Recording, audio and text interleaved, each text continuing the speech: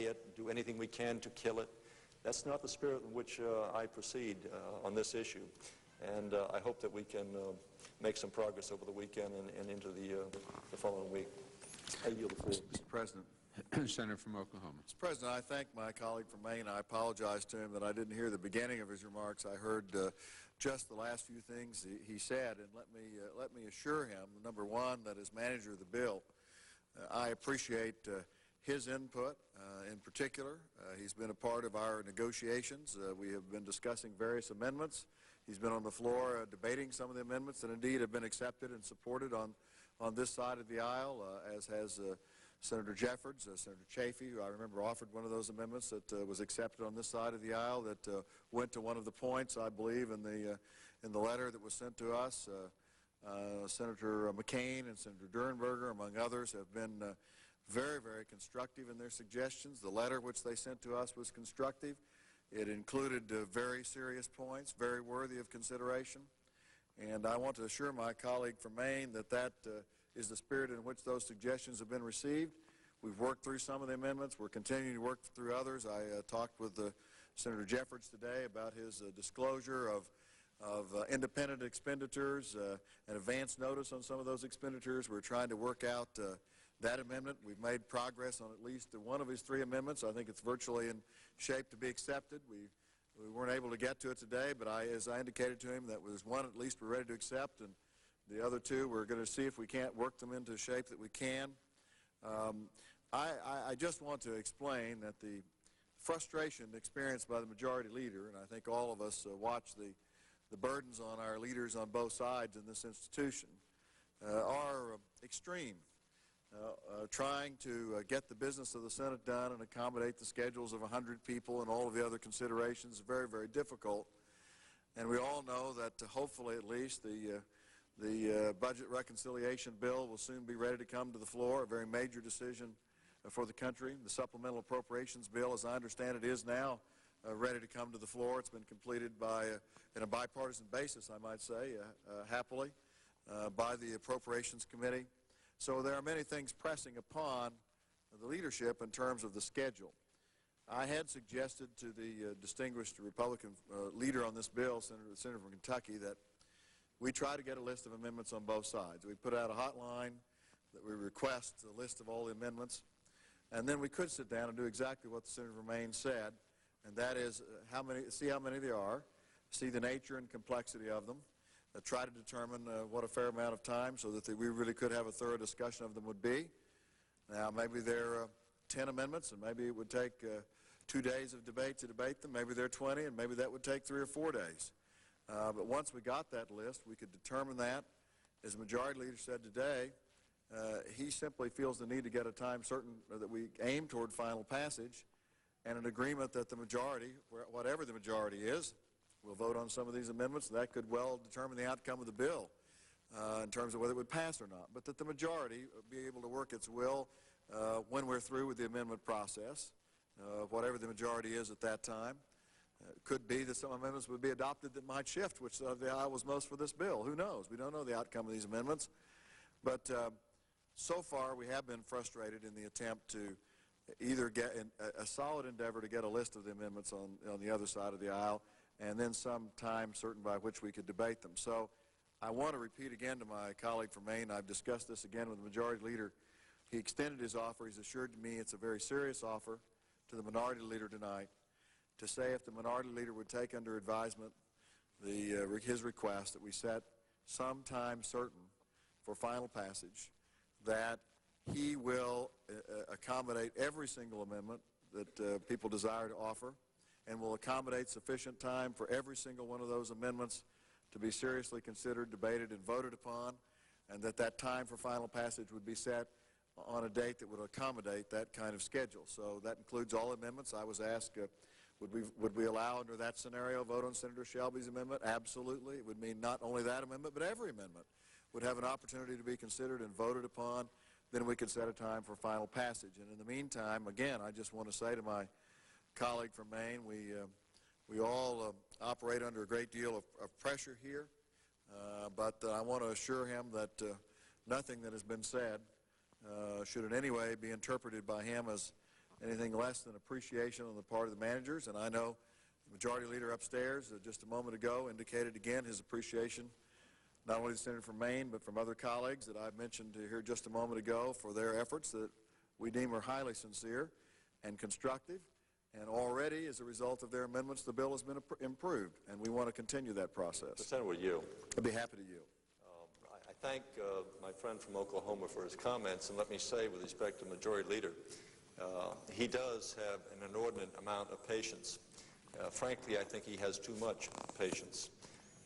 I would not be nearly as generous in the allocation of time to accommodate the various demands of senators. My own belief is that we should be here during the week.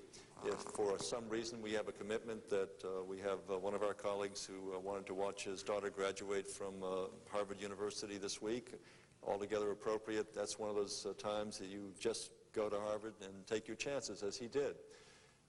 Because he wanted to be there to witness a special occasion. And each of us is from time to time confronted with those kinds of demands upon our time. And frankly, I think that the leadership, both on our side and yours, and particularly on yours, has been more than generous in accommodating those conflicting schedules so that members will not miss votes. And I realize that his patience does, in fact, have some limits. They, as I indicated before, are quite inordinate in terms of what he's able to endure, and I know the level of frustration he has to suffer. I am certain that I would not nearly be able to endure as much as he does, and therefore I'm delighted he's, at least for a period of 1993 through 1994, the Majority Leader.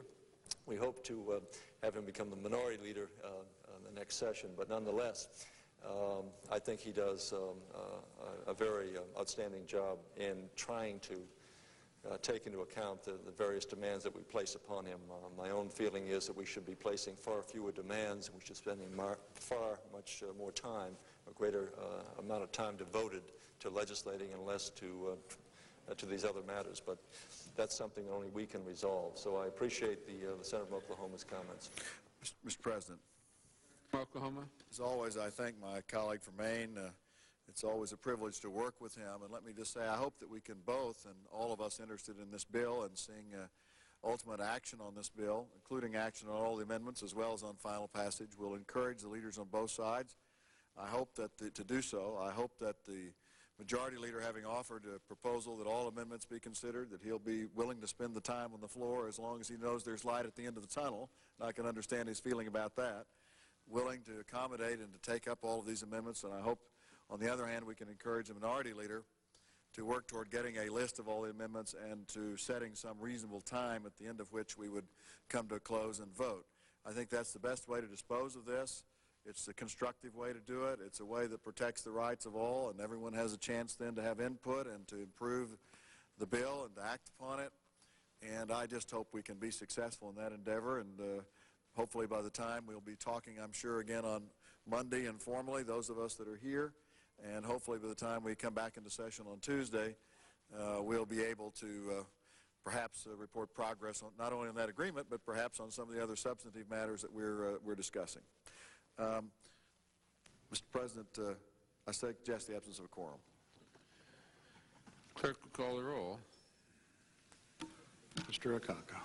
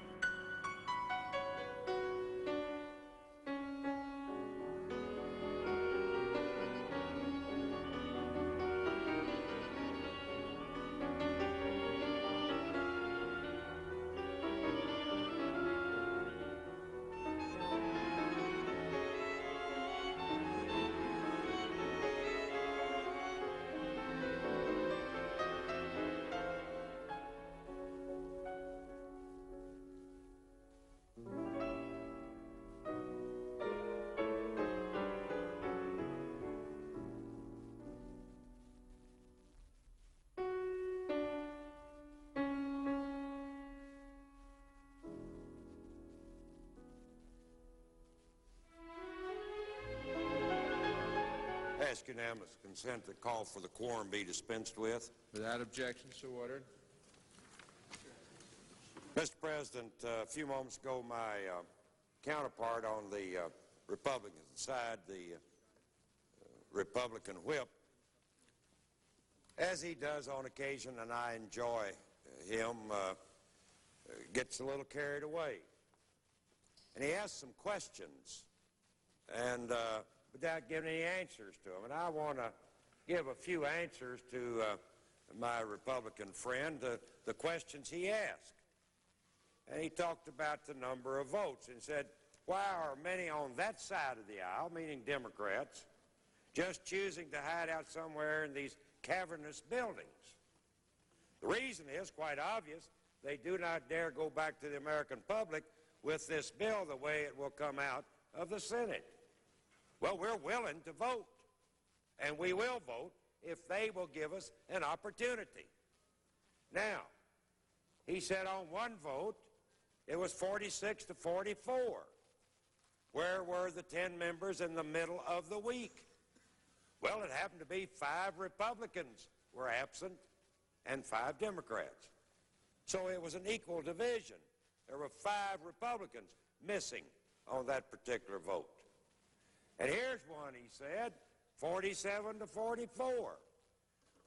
Where were 9 members in the middle of the week? Well, of the 9 members, 6 of them were Republicans, and 3 were Democrats. 1 was in the hospital with heart problem, and the other was home because of death in the family. Now, where were the Republicans? Where were they hiding on these? Our business is done, he said. Here's one, 32 to 60. Where were 8 members there? Well, there were 5 Republicans missing and only 3 Democrats, and we know where 2 of them were. And here's one, he says, was 26 to 53. And he talks about the middle of the week. Well, there were 12 Democrats and 9 Republicans missing then, but that was on Friday. That was on Friday, not in the middle of the week. You know, you ought to get the record straight. Instead of accusing us of being gone, you have more Republicans gone. Instead of saying it's in the middle of the week, the vote he gives us is on Friday. And then he said, here is one, 47 to 45. True. 4 Democrats were missing, but also 4 Republicans were missing. When you add them up, there were more Republicans missing than there were Democrats in those votes that he questioned the Senate about. And why are many on that side of the aisle? Let me turn around and ask him a question. Why were there so many on his side of the aisle? His side of the aisle that were not here to cast their vote. He acts like it were all Democrats and no Republicans. When you figured up, more Republicans than there were Democrats. You ought to get your figures right.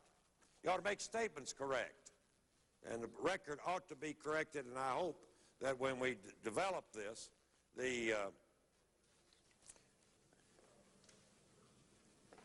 people ought to understand. And on where we had 6 Republicans and 3 Democrats, I think I said this earlier, that we had one that was absent because of death in the family, and the other members in the hospital. So you couldn't very well expect either one of those Democrats to be here. So we only had 1 really missing and 6 Republicans. So who's hiding out? Who's in the cavernous building? Who doesn't want to vote on this bill? Who won't give us a time certain? Offered them every amendment they want to offer. Ask one thing, final vote on final passage. Now, I say to my counterpart on the Republican side, he's had his say, and I've had mine. Let's go back to the drawing board. Let's get the amendments. Let's look at them, see how much time it will take to debate those and set a time certain for final passage. That's not a hard thing to do. But when you ask them yesterday about today, no. Can we vote tomorrow? No. Can we vote Monday? No. Can we vote Tuesday? No. The majority leader, even a few moments ago, said, well, what about Wednesday of next week? What about Thursday of next week? no answer. And I understand the Republican leader is taking the proposal under advisement, and I hope he looks at it very seriously, because right now we're being prevented from going to final passage on this bill, this money chase bill that so many people would like to see passed. And those on the other side, in my opinion, are obstructing. I think the distinguished senator from Maine made some nice remarks here a few moments ago, constructive remarks. So maybe by next Monday, they'll have their amendments all lined up, and we can put those in a package and get a time certain to take a final vote and final passage of this piece of legislation. So, Mr. President, I hope that somewhere between now and Monday afternoon, we'll find the ability to come together and to vote on all amendments proposed and then go to final passage.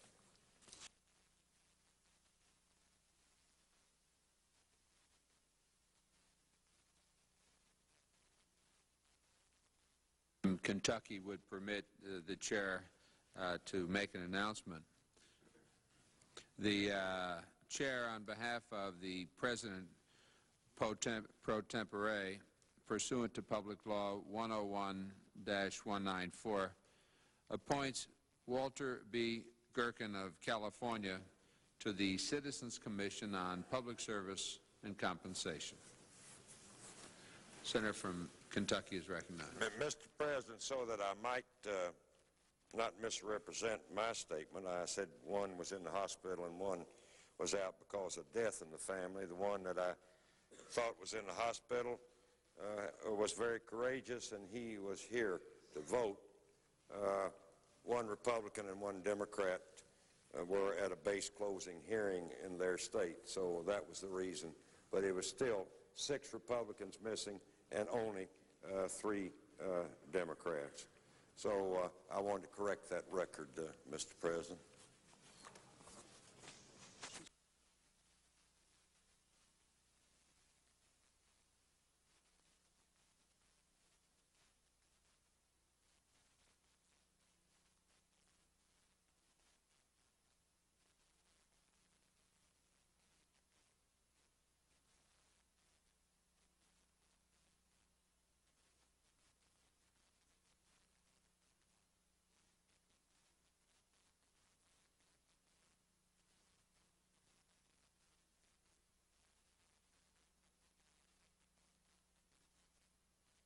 Mr. President, The senator from Kentucky. I have 13 unanimous consent requests for committees to meet during today's session of the Senate. They all have the approval of the Republican leader. As unanimous consent, these requests be agreed to in block, and each request be printed in the record. Without objection, that will be the order. Mr. President, I ask unanimous consent during the period for morning business on Tuesday, June 15, that there be up to an hour under the control of Senator Harkin or his designee, with the time to follow the time previously ordered for Senator Byrd, and that Senator Graham of Texas be recognized for up to 10 minutes. Without objection, so ordered. If there be no other business to come before the Senate, I suggest that we now stand in recess upon previous order. Under the previous order, the Senate will now stand until recess.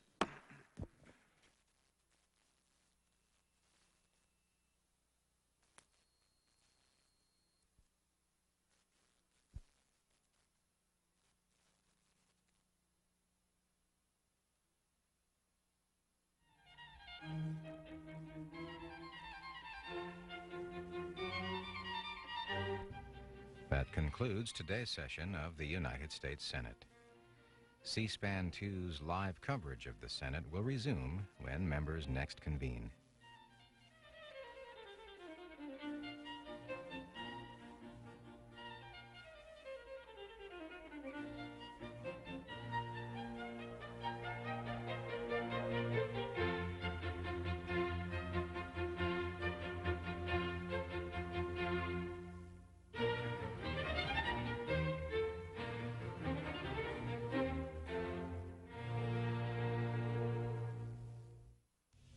This Sunday on Book Notes, David Brock, an investigative reporter for the American Spectator, will be the guest.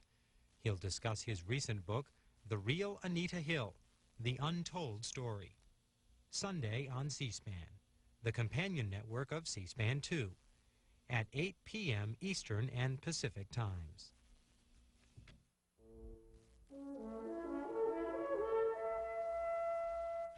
Next on C-SPAN 2, it's the evening news from Moscow. This 30-minute program is produced each evening by the Russian government for viewers in the Russian Federation and several other republics of the former Soviet Union. Each broadcast is translated into English for C-SPAN 2 viewers. Now, from Russian National Television, it's the evening news from Moscow.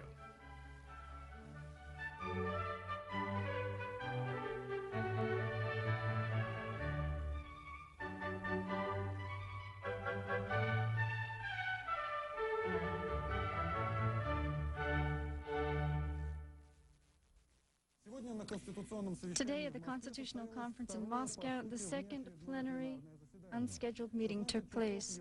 At 4 p.m. it was opened by the President of Russia, and we will show a special report from the conference a little later on in the program. In the afternoon today, the Supreme Soviet held a selectors meeting with the heads of the local governments and councils. Present were 2,000 representatives from radio and television and 70,000 representatives from the various republics and even down to the local governments at the municipal level. They proposed to hold in July a constitutional conference under the aegis of the Supreme Soviet of Russia. Ruslan Khasbulatov apparently supported this idea and plans to implement it. The result of the socioeconomic reforms for the first 6 months of the year will be discussed at a joint meeting between the Russian Parliament and Russian government in the next few days. This was discussed at the Supreme Soviet session today by the first Deputy Chairman Yuri Voronin. Deputies today approved legislation on health and a state program for the radiation areas in the Urals. The Supreme Soviet supported the proposal raised by People's Deputy Chermayak regarding the fact that the status and immunity of Ruslan Khasbulatov was violated on the 5th of June by Stepankov and Slobodkin. According to Baburin, there was a proposal raised to review the behavior of the chairman of the Supreme Soviet, but his proposal was rejected by the parliament. And finally, information by the chairman of the Committee on Mass Media, Mr. Vladimir Lysin, discussed the results of the meeting with the Labor Russia leader, Viktor Ampilov. According to Lysin, they were not able to reach the agreement that they had hoped for. In other words, Labor Russia continues to plan to hold picketing around the Ostankino television building on the 12th of June. But our reaction, in turn, should not be seen by Labor Russia as the green light in order to carry out such actions to achieve their political goals. Not too long ago, the Russian communist opposition acted similar to Labor Russia. They continue now at this point to also desire to hold picketing surrounding the Ostankino television station. However, local authorities have asked them to hold these demonstrations near the old exhibition center VDNH. Unfortunately, last year there were similar events that took place near the Ostankino television building, and a member of the Ampilov organization has already again voiced his feeling that they will physically destroy their opponents. And when one of the organizers of the meeting that took place today said that he supports this attitude, he said, well, of course it's better to kill someone then, but at least if we can achieve our goals, then that's all right as well. Apparently the head of the television station hopes to surround the building with some sort of fences.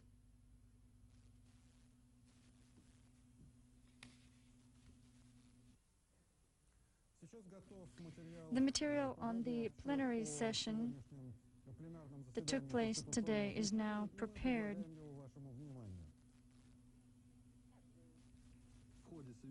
Throughout the conference, a number of ideas were raised which should not have been discussed in individual groups, and therefore there was a general plenary session today. Boris Yeltsin supported this by opening the plenary session today. He said that 3 areas need to be emphasized: a mechanism for adopting the Constitution, the election of the highest levels of government, and a procedure for agreeing on the text of the Constitution.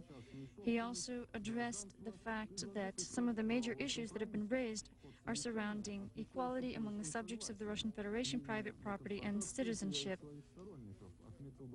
Boris Yeltsin stated that an era of confrontation would be unconstructive, therefore people should work together and find areas of compromise and consent. As for the point that Ruslav Khasbulatov raised in terms of violating his immunity on the 5th of June, as well as Yeltsin's statement on that day saying that democracy cannot be equated with councils, he clarified what he meant. The councils, as an instrument of the former Communist Party of the Soviet Union, was essentially a unified corporation that brought together, continues to bring together activities which emphasize centralized control and holding on to management functions within the economy. They simply do not understand the idea of division of powers. Apparently, the chairman of the Supreme Soviet, Ruslan Khasbulatov, is caracoled, and Nikolai Ryabyev spoke in his place. He refuted this notion that the 2 drafts, the presidential draft and the parliamentary draft of the constitutions, could not be combined. For after all, many of the articles were quite similar, except for issues pertaining to the federal or federation structure of the country. Heads of working groups and commissions then spoke and discussed the results of their discussions.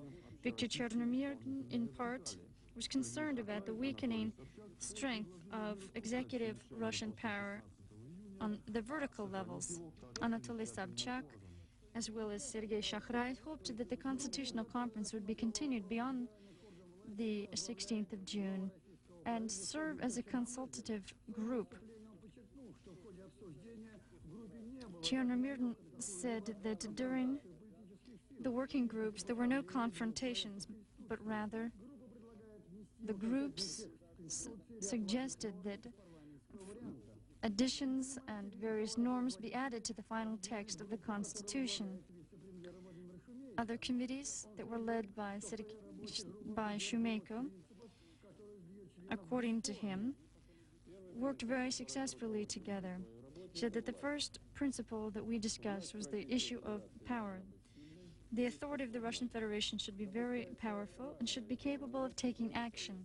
Many types of government systems have been discussed, for example, councils, but I think much better than that in modern-day Russia is a presidential system of government.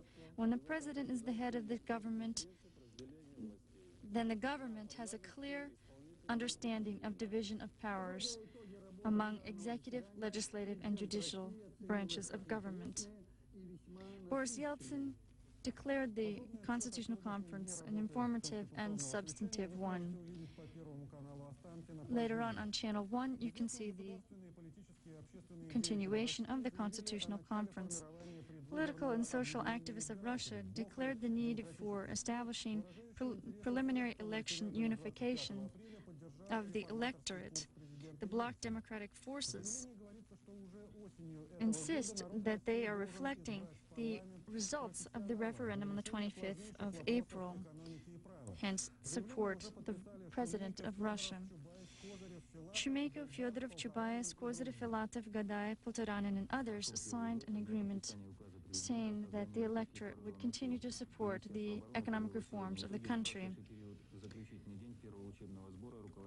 Today, the Russian Defense Ministry recognized the first assembly of the leaders of the naval fleet. Boris Yeltsin commended these military officers for the fact that they have not become involved in any political parties and hence are not in opposition to his reforms. On the contrary, they continue to support him by performing their duties directly. the armed forces are not openly involved in any political parties or political movements and are not working in opposition to the president's programs. On the contrary, they are performing their direct duties and following the course as elected by the people. In the Kremlin tomorrow morning, the president will be awarding stars and stripes to the officers that have received higher status. Today, the Independent Union of Miners sent a telegram to the Attorney General and to the government with their demands. It was stated that the uncontrolled situation in Ukraine must be taken into consideration and a solution must be found. The miners are insisting upon an indexation of wages, determining the minimal consumer budget, and bringing the wages and pension funds into line with the inflation rate of the country. Today in Donetsk, more than 80% of the mines of the oblast are striking. The bank accounts of the coal enterprises are empty, and miners say that this is the fault of the government and the central bank because they've been trying to reestablish the centralized command-control economy. Through various decrees, all they've been able to do, really, is create disorder in the financial and credit system and has led to a drop in manufacturing and production and have created barriers to effective trade, both with neighboring countries within the CIS and with foreign countries. The miner strike is becoming a general strike in the country. Tens of enterprises and other industries in the cities of Makeyevsky, Donetsk, and other areas continue. For the third day, miners continue to demonstrate in the central squares of the city, and not just miners, but members of the metallurgy industries, doctors, teachers, and people from the transportation industry. There's mines who are not mining, are not even shipping coal to other areas of Ukraine. The miners are also demanding regional independence for Donbass, and this desire is being supported by local councils and deputies. The president of the Council of Ministers of the Russian Federation held a meeting today, the Presidium did, and it was chaired by Chernomyrdin. They addressed 4 major issues, including a decree for establishing a government commission to address urgent measures in the country, and also the government is to pass special measures to correspond to decisions passed by the president. The program for emergency measures for assisting the transportation situation in Russia that was proposed has been rejected. This is because the content of the proposal is all fluff, and there is no indication of how the program will be implemented and where the funding will come from. The project of the federal program for a large machine building complex in Russia was approved, and the program is scheduled to last until 1998. It will be providing the agribusiness sphere and food processing industry with important equipment that is needed for these areas. For at the current moment, the current levels of agriculture in the country are at the levels that we experienced in the 70s. The locusts that have been propagating around Saratov, Volgograd, Arkhangelsk, Irkutsk, and the Chita Oblasts are not presenting a serious threat. Of the defense measures that have been underway, special funding has been provided to help resolve the situation. The Ministry of Agriculture of the Russian Federation has given us this following report. Despite skeptical forecasts from economists and the real difficulties that face the farmers, Russian peasants managed to sow their fields this spring. Their wheat and rye is covering over 65 million hectares. 5 million of this belongs to the farmers themselves. And in terms of fall loans, the farmers were given an additional 2 million hectares of arable land. Why did they rush to sow the spring fields? Well, we didn't force anyone to come out here to the fields. It's simply that the Russian peasants realized that given the current economic situation in the country, they have no choice other than to make sure that all the seeds are planted. Most importantly is the fact that the government was very helpful in that it provided fuel and fertilizers for sowing the fields. And most importantly, they did so without demanding payment in advance. 4 billion rubles are owed to the agricultural sector in terms of milk and meat products. $1 trillion rubles of credit was given, though, to the farmers this spring to help sow the fields.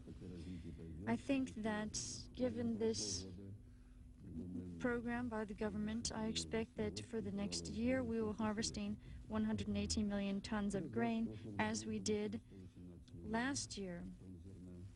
And considering the fact that the situation looks fairly optimistic, I can say quite confidently that this upcoming year will be just as strong as last year was. Today, in the currency markets in Moscow, the value of $1 was equal to 1,102 rubles. This is 2 rubles less than last Tuesday, suggesting that the ruble for the first time in 3 months increased in value. Hyperinflation in Belarus continues to be staggering the population. Over the past month, the money was devalued 50%. And this isn't the only thing that is causing the wave of unhappiness among workers in the country. Prices were raised earlier this week on electricity, utilities, and food products by 2 to 3 times. The prices on meat have been liberalized, but the minimum salaries continue to hover around 6,600 rubles, causing a chain reaction and a threatened strike throughout the country. According to the Council of Ministers, there was an agreement has been violated by the Council of Ministers whereby the consumer basket is not to exceed 30% of the subsistence wage. However, the people are demanding that as a result of this, the tax policies be changed, as well as salaries and curbing of inflation. In Kyrgyzstan, there simply was no other alternative other than to introduce its own form of currency because of the fact that the inflation of the ruble was even faster in Kyrgyzstan than it was in Russia. The new Kyrgyzstan currency is the som. And in fact, ever since its introduction, the rate of inflation has slowed. Bishkek is also being heavily subsidized by the IMF, which is providing credits. The United States, Japan, and Western Europe have also been helpful in providing financial assistance. The som has been recognized also by Russia and Kazakhstan, and an intergovernmental and interbank agreement has been signed. Today at 10:30, there was an explosion at a chemical plant in the Permsk Oblast where benzol is produced. As a result of the accident and the fire, local explosions also took place in the workshop. 5 of the firemen attempting to put out the fire were injured and 4 died under the weight of debris from the explosion. As a result of the accident, poisonous benzol leaked from the site. Today in the South China Sea, the Soyuz 4 seafaring vessel disappeared. It had 33 crewmen on board. At first it was thought that this was due to a pirate action. However, the Russian and Japanese rescue crews in the region found out that the vessel was actually abducted by a Chinese military vessel, and automatic weapons were used in the abduction. At this point, luckily no casualties resulted from the abduction. However, the boat is now standing near Shanghai at a military naval base. The Russian government, of course, is protesting this action and is demanding the release of the ship and the crew. In the Far East, such incidents do not seem to be very rare. In fact, if international boats are not careful, they should bear into mind the following information when traveling in Russian waters. As of the 15th of June, the border controls in the Russian Far East will not allow any vessels other than government vessels into the Sea of Okhotsk. This is because of the fact that although 3% of the Sea of Okhotsk surface waters are considered international waters, the Russian Mentai fish population has been depleted in the region. It has been depleted particularly by South Korean, Japanese, Chinese, and Polish fishing vessels. The Supreme Soviet on the 16th of April decided that Russia would protect their unique fish population. Just last year, international vessels hauled in about 1 million tons of the Mentai Russian fish. According to General Buquet, Russian border controls are prepared to enforce the sea rules and protect the fish population in the Sea of Okhotsk. International vessels will only be re-allowed into the sea after an international conference takes place and negotiations preparing for such a conference are underway. In Baku today, President Ilchebe met with the head of the parliament of the Nachilansky Autonomous Republic, Geyday Aliyev. The president proposed that Aliyev become the head of the government of Azerbaijan. However, he issued a counter-proposal whereby a state council would be created and he would be the head of it. Ilchebe was not pleased with his counter-proposal, and no agreement was reached. However, Aliyev did not reject the offer to become the head of the cabinet of ministers, and he requested another day to think about it. At the same time, the deputies of the Minjilis formed a commission to be sent to Ganje. They are also preparing a demand to be sent to the insurrectors to demand that they free the hostages. Three of the 18 regions in the Chechen Republic said that they will not respect the authority of the President Dudayev. These are the Teremchen, Urus-Materansky, and the Gudaimensk regions of Chechen. According to Vladi Udugov, the head of the National Information Service, this is not being supported, and it is considered an illegal act, and all people are to respect the authority of Dudayev.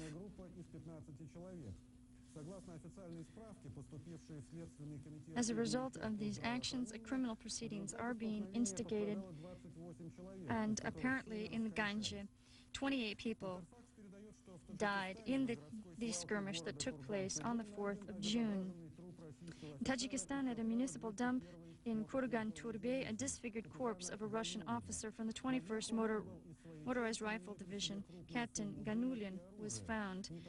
Apparently, he left his unit with a large sum of money and weapons. However, neither the money nor the weapons were found on his body, and an investigation is underway. In Latvia today, a significant event took place. Vangis Birkovs, the deputy chairman of the Supreme Soviet of Latvia, and Alexander Kanchik, from the ambassador to the Russian Federation in Latvia, exchanged ratified documents between Russia and Latvia on an international agreement on extradition rights for the conviction of individuals who are scheduled to be punished for crimes committed. Today there was a 2-hour meeting between Slobodan Milosevic and the co-chairman of the Conference on Yugoslavia, David Owen, and Thorvald Stoltenberg of Norway. They discussed the peace plan of Vance and Owen, and it was stated that perhaps all three warring sides could come to an agreement. Thorvald is still in Albania today with Owen. The president of Croatia, who is in China today, said that the outlying Serb territories along the Croatian border will be protected by the Croatians with all means. Serbs are expecting a Croatian attack, an offensive soon, and apparently the war continues between Croatians and Muslims. Muslims burned 25 Croatian villages, 400 people were killed, and 1,000 innocent civilians were injured. The UN Security Council is trying to reach a resolution. Apparently, Muslims have also taken control of the eastern regions from Travnik, and they're trying to take over and blockade roads delivering UN humanitarian aid. There are more than 8,000 innocent civilians as refugees, and General Filip Maronev is trying to calm the situation.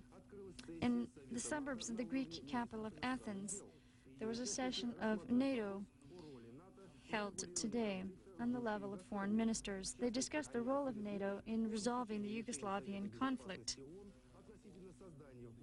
They particularly addressed UN measures to create these so-called safety zones for the Muslim population. On Friday, another forum will be held in Athens, also involving NATO, but in this case, the ministers of foreign affairs of former Warsaw Pact countries will also be present. Hence, the foreign minister of Russia, Andrei Kozyrev, will be arriving in Athens this evening. At the invitation of the U.S. President Clinton, French Prime Minister Edouard Balladur will come to the United States to hold negotiations with the head of the U.S. administration. They will also discuss the writing of a new document for the GATT agreement. At a press conference today, Balladur said that the French government is against preliminary agreements on agricultural issues that were earlier agreed upon in Washington, D.C. between the United States and the European community. Today is the second anniversary of the return to the altar of the Moscow and All-Russian Holy Patriarch Alexei II. Hence, Boris Yeltsin sent him a telegram with a heartfelt congratulations and a wish for good health. The archives of classical music have been kept in the television station Ostankino. Ostankino has been working together on a joint project with the U.S. firm USSU in order to retape these records onto audio discs in order to be sold on the domestic market and abroad. However, the Ministry of Culture in Russia claimed that this project is illegal and encroaches upon the rights of the performers. However, Russian lawyers and U.S. lawyers say that the project is indeed legal. And in fact, the president of USSU said that, oh, how interesting, when the gramophone record library was located in the Ostankino archives and was all dusty and not being used, nobody cared about it. And suddenly, when the issue was raised as to making a profit off of this incredible classical music, suddenly everyone has become very interested in these archives. And the last bit of news today. In St. Petersburg today, a submarine has been built that operates on the muscle force of a human. It operates on the principle of the swimming capabilities of dolphins and whales. The depth at which it can swim will depend upon the fitness of the two-member crew. They can stay underwater 1.5 hours, travel at 4 to 5 knots, and the vessel weighs about 200 kilograms. On the 19th of June, this vessel, the Alphaline, will participate in the 3rd international race of small subs in Florida. Nature never has bad weather. If you're wearing footwear from the MVM firm with direct shipments from Western Europe, our phone number in Moscow is 166-2796.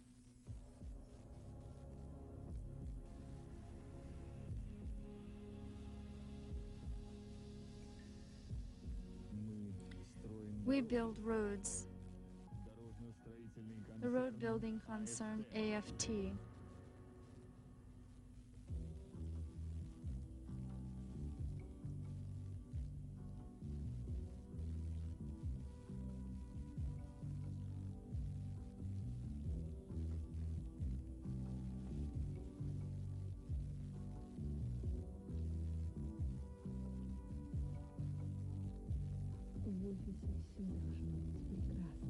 Everything should be just right in your office. Office furniture and office equipment, Elecom.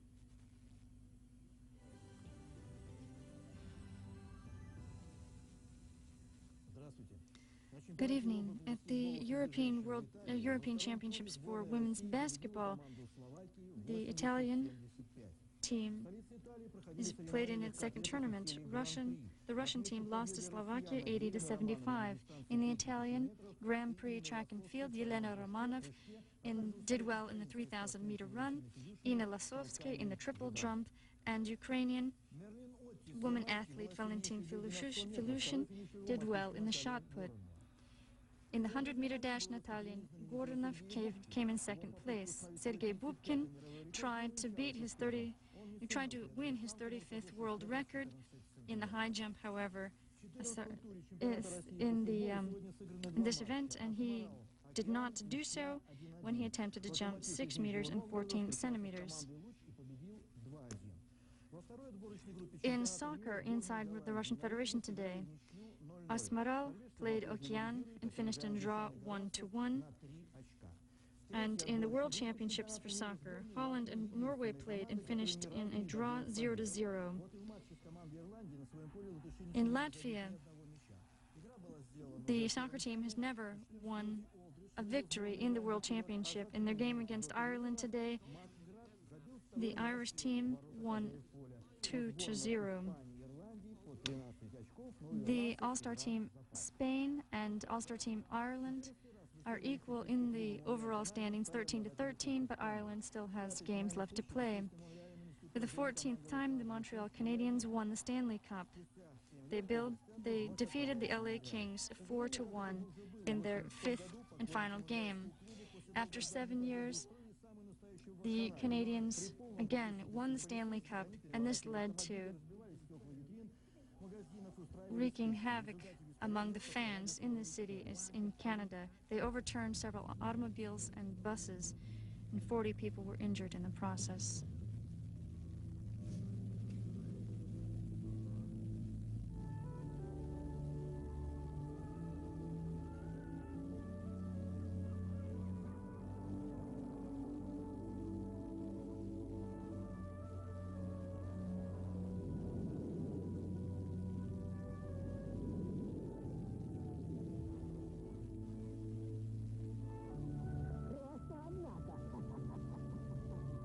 Krosna satellite dishes. Miracles without magic. Intercommerce offers pricing guns, digital clocks, digital cash registers, and scales. These are our phone numbers in Moscow and St. Petersburg, respectively. Please come to our salons.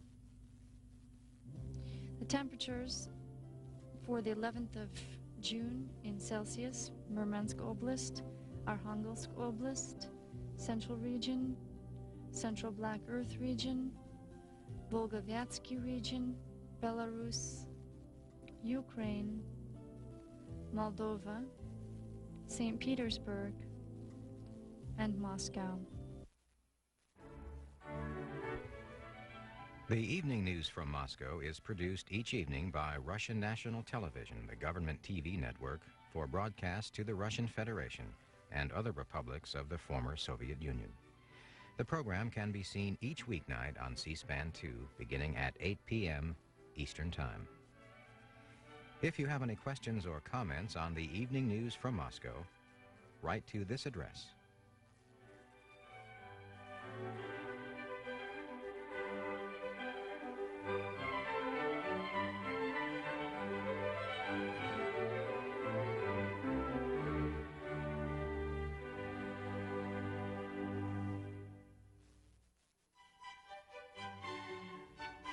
C-SPAN 2 and its companion network C-SPAN are funded entirely by America's cable television companies as a public service.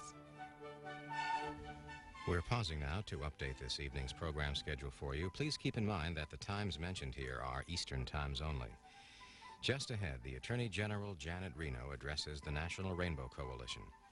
At 9:50 p.m., the Senate Appropriations Subcommittee on Independent Agencies holds a hearing on NASA appropriations. NASA Administrator Daniel Golden testifies. Later tonight at 12:10 a.m., we'll bring you some debate from the British House of Commons. The economic situation in Great Britain was the topic for the debate. And at 1:40 a.m., we've scheduled a speech by Peter Cook. He is the Australian Minister of Trade, and he spoke before the U.S. Chamber of Commerce. That's a brief look at our evening ahead on C-SPAN 2.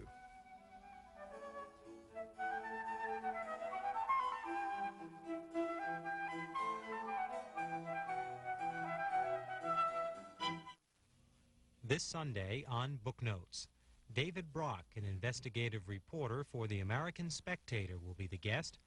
He'll discuss his recent book, The Real Anita Hill, The Untold Story.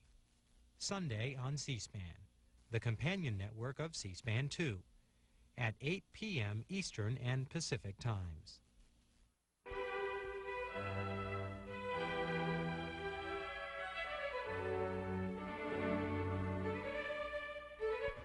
Attorney General Janet Reno was among the speakers today at a conference put on by Jesse Jackson and the National Rainbow Coalition. And just ahead on C-SPAN 2, we'll bring you her remarks to those attending this leadership conference. The three-day event brings together members of the Rainbow Coalition to discuss jobs and justice in the United States. General Reno's address took place following brief remarks and an introduction by Jesse Jackson.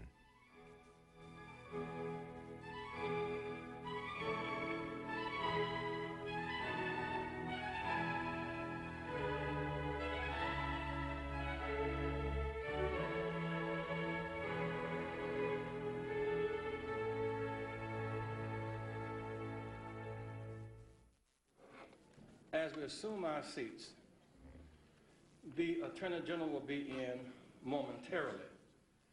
But I want us to make this a working luncheon. And I hope that as we indicate who is here, it will make more sense to you as we unveil our agenda. First, all of the ministers who are here from around the country. Ministers, please stand. Give these ministers a big hand, won't you? Big hand. I want to introduce Chief Judge Fred Ugas. Won't you stand, please? Give Chief Judge a hand, shall we? And there's a table of judges. Judge Luke Moore. Judge Luke Moore, give Judge a hand. Judge Fred Weisberg. Stand, Judge. Judge Henry Kennedy.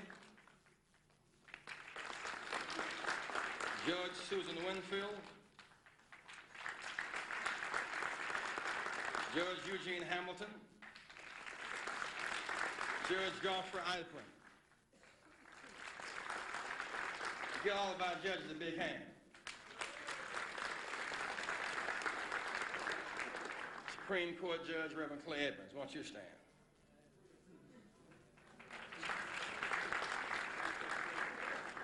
He might ain't, but he think he is.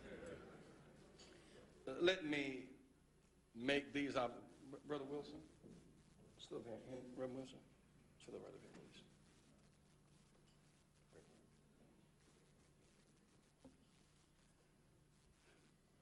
As we open this conference, let me lay out to you what we are doing, what we're working on. Bring her down front, Lorraine. Down, I can see you. We often ask when we come to these kind of meetings, Melvin, what is the point? Many of us go to annual meetings that become annual habits. We just kind of go. John, of course, we went to the last one. It's kind of time to go to another one. We go and we complain, but we keep going because we meet our friends. Our focus on these 3 days, the Rainbow Policy Conference, is on justice and jobs and development. The basic focus today is on a plan to reclaim our children. That's why the Attorney General is here, judges are here, police people are here, ministers are here, social workers are here, elected officials are here, because we must work together in a different way to reclaim our children. We intend to organize in the course of this year in 50 cities at least 20 churches, 1,000 pastors, to work with 1,000 judges and police and social workers and parents. When our youth are in trouble, first-time non-violent offenders, we want those judges and those ministers and the like to know each other in ways they do not know each other now. Many of those youth can be consigned to that church and can literally be salvaged. Many of those youth, the judges don't want to send to jail. There's no other place to send them because there is no community safety net to save or salvage our children. Are y'all with me so far? 10,000 youth a year at a cost. Judge, about how much it costs a day to keep these kids in jail? About? The adults we know come close to over a year, somewhere between $30,000 to $40,000. 30,000 to 40,000 a year. For an adult, I'm not sure what the cost of it is. Juvenile, 50,000. In secure institution. The point is, if we can save or salvage 10,000 youth a year, that's just for openers. It's time to stop just talking about we got more youth in jail than in college and more youth in jail in South Africa. We've heard that record, so that is no longer a hit record. Question is what we're going to do about that. And what I found is that it is the lack of coordination of well-meaning people to make it happen. We're going to talk about that more, but a part of our mission today is to reclaim our children. Say it again, is to do what? To reclaim our children. To do what? It sounds like you mean our mission is to do what? Our mission is to do what? Give yourselves a big hand. And all the way from the land where the sun never refuses to shine, Attorney General Reno, give her a big hand. Give her a big hand. She's a great soul. Give her a big hand. Attorney General Reno. That's great. She deserves it. Give her a big hand.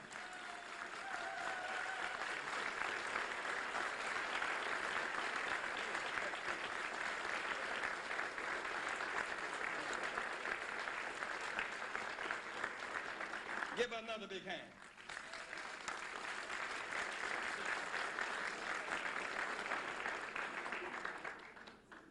Here we have an Attorney General who was interested in saving children with you and not just building more jails. We know that jails are failing. We must reclaim our children. And while the waiters, Sandy Jackson, I guess they're getting ready to do what they do, the food stuff, right? That they getting ready to start serving. While they're doing what they do, y'all, let me tell you, shh, please give me attention. Shh, what we are trying to do. First, I want to introduce our National Field Director, who's running our program now, Jesse Jackson Jr. Where are you, Jesse? Where is he? Give him a hand. He's running our program. And the coordinator of our conference, Sandy Jackson. Give her a hand. Where are you, Sandy? Give her a hand. Why don't you come up front? So as many of you saw Jesse Jr. last, he finished, got a master's in seminary. The last Sunday, he finished law school at the University of Illinois. We're proud of Jesse Jr. And his wife also finished University of Illinois. Give her a hand, law school. The law people. Councilman John Ray, come down front. Give Councilman Ray a big hand. Thank you, Councilman Ray.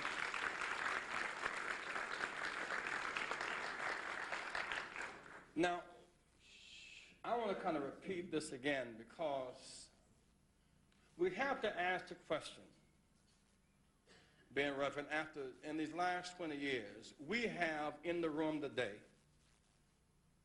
the leaders of our choice. bigger churches, stronger churches, better trained ministers, inspired by what Martin Luther King represented, the Attorney General of our choice, sensitive judges that we can relate to and not be afraid of as real people.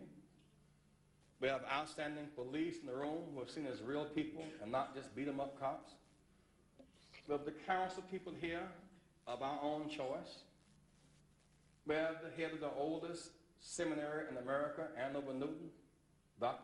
Shannon. You could just call the roll. We have in this room labor leaders of the great unions of our country. And yet, with all of that, the jails are overflowing and the schools are closing. We elect the mayor of our choice in city ABC, and they made great promises about daycare centers and affordable housing and all of that. But the reality when they got to office was the jail budget was so great that they had to take care of the jails first. When they got through paying for the jails, there was no money left for the housing and all the rest of that. Y'all with me so far? I mean, Dave Dinkins' jail budget in New York is like $1 billion. Suppose Dave Dinkins could cut his jail budget by 25% and shift $250 million to the school budget. Y'all with me so far? Now, what happens is, as we, and I've talked this, shared this out with Attorney General Reno, we go to Town X, and here the ministers doing their jobs they appreciate, the people that show up. The teachers are teaching. And the police, when they get on the line, are locking them up. And the judges are sentencing.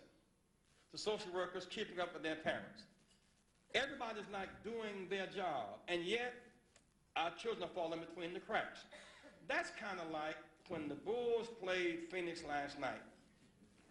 This is for real. If each player had been doing his job and said, I got my share of rebounds, I got my share of points, but we lost. That means you not only must have players, you must also have a team. So right now we got good judges doing their job, good police, good teachers, good this. We have never really, I don't know of a major city in this country where there's a once-a-year meeting, Councilman Ray, where preachers, teachers, judges, social workers have a combined meeting on how to save our children. We all have individual meetings on how to save ourselves. Y'all talk to me now, like y'all got the spirit of something up in here. My point is, we want, during the course of this year, and we've talked with AG about maybe using D.C., Atlanta, and L.A. as model cities. We want 1,000 ministers working with 1,000 judges and correction officers and teachers and parents. We want the churches to have the ambitious number of reclaiming 10 children. 10,000 youth we want to save this year. Old church, what it means for some child to be I was in trouble, broken, and on my way to trouble or hell, and some church reached out and saved me in just the nick of time. Y'all, that's possible. That's what this is about today. So we asked the AG to be here as the lead member on a team, a massive national movement to save our children. If we manifest the power to save our children, we can do other things also, like keep them in school longer. We can do things also like remove the guns. I mean, there's a whole lot to do once we get a grip on them. And so when this luncheon session is over, we'll go back into session again, as we have been doing this morning, on how to organize. We want 50 teams in 50 cities to set up the network to reclaim our children, where preachers and judges and police are working as teams in ways they are not. That makes sense to y'all? Somebody said that makes sense. That's our point. That's what we're trying to do.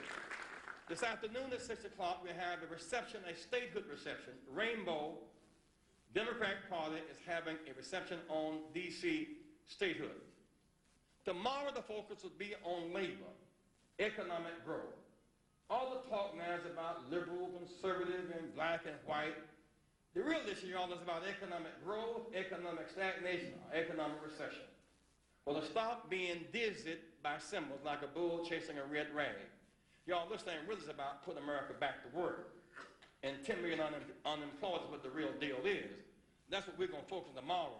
Then we're going to have workshops on NAFTA, taking our jobs out the country, and on redlining and the focus on National Labor Relations Board. At noontime, Henry Cisneros will speak, the Secretary of HUD. We must again get HUD back into the urban development business. It's been out of that business for about 12 years now.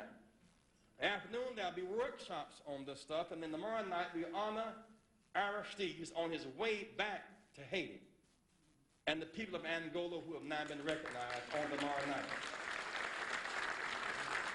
And then on Saturday morning, we're having a leadership summit on economic growth. I've said this before bringing on our AG.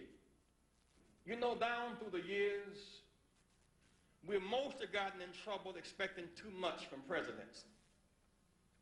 We can get more when we supply the ideas and the energy bottom up. How can I put this thing? Slave masters never retire. The slaves must supply the energy to end slavery. Colonizers never retire. The colonized must supply the energy and the vision to end it.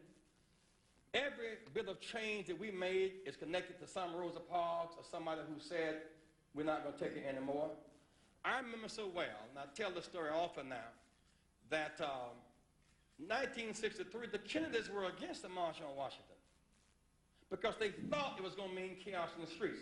It gave them the opportunity to become good leaders. In Selma, Robert Kennedy tried to stop Dr. King from marching across that bridge. Said, we can't offer protection. Dr. King said, God will be our protector. We marched anyhow. Then they caught up with us about halfway to the bridge.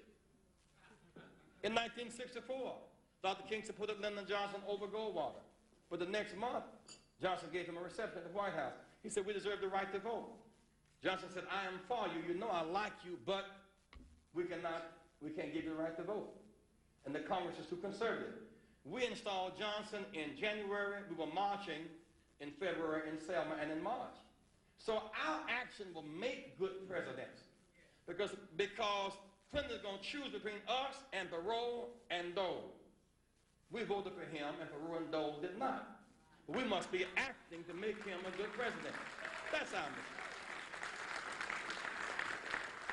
We're not asking the Attorney General to come with a plan to save our children. We're asking us to help us with our plan to save our children. We have ideas. These are our children. Today we're blessed to have with us a rare and exceptional Attorney General who brings to this office the credibility to be heard. When an Attorney General walks into a given community, or streets, or church, or banquet hall, beyond having the title which comes through politics, that person must have the moral authority. In that person, the word must become flesh, and somebody must say, here comes justice. Here comes liberty. Because in that person, the word has become flesh and dwells among the people. Fortunately, many of us knew Attorney General Reno when she was working in Florida, working on pulling people together and going beyond ordinary boundaries. She brings to this office that integrity and that credibility and that will to reach out. Today, we're blessed to have to address our leadership summit as we proceed to reclaim our children, Attorney General Janet Reno.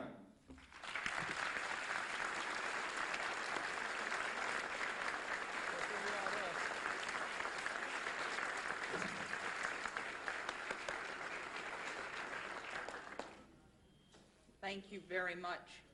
I have a long way to go to embody those words, but I want to walk that way with you and do everything I can to achieve liberty and justice for all in this country. Part of that effort requires a continuing discussion, continuing communication.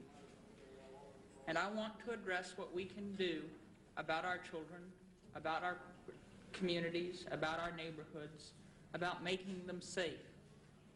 When my mother raised children, she taught me that it was the single most difficult job to do.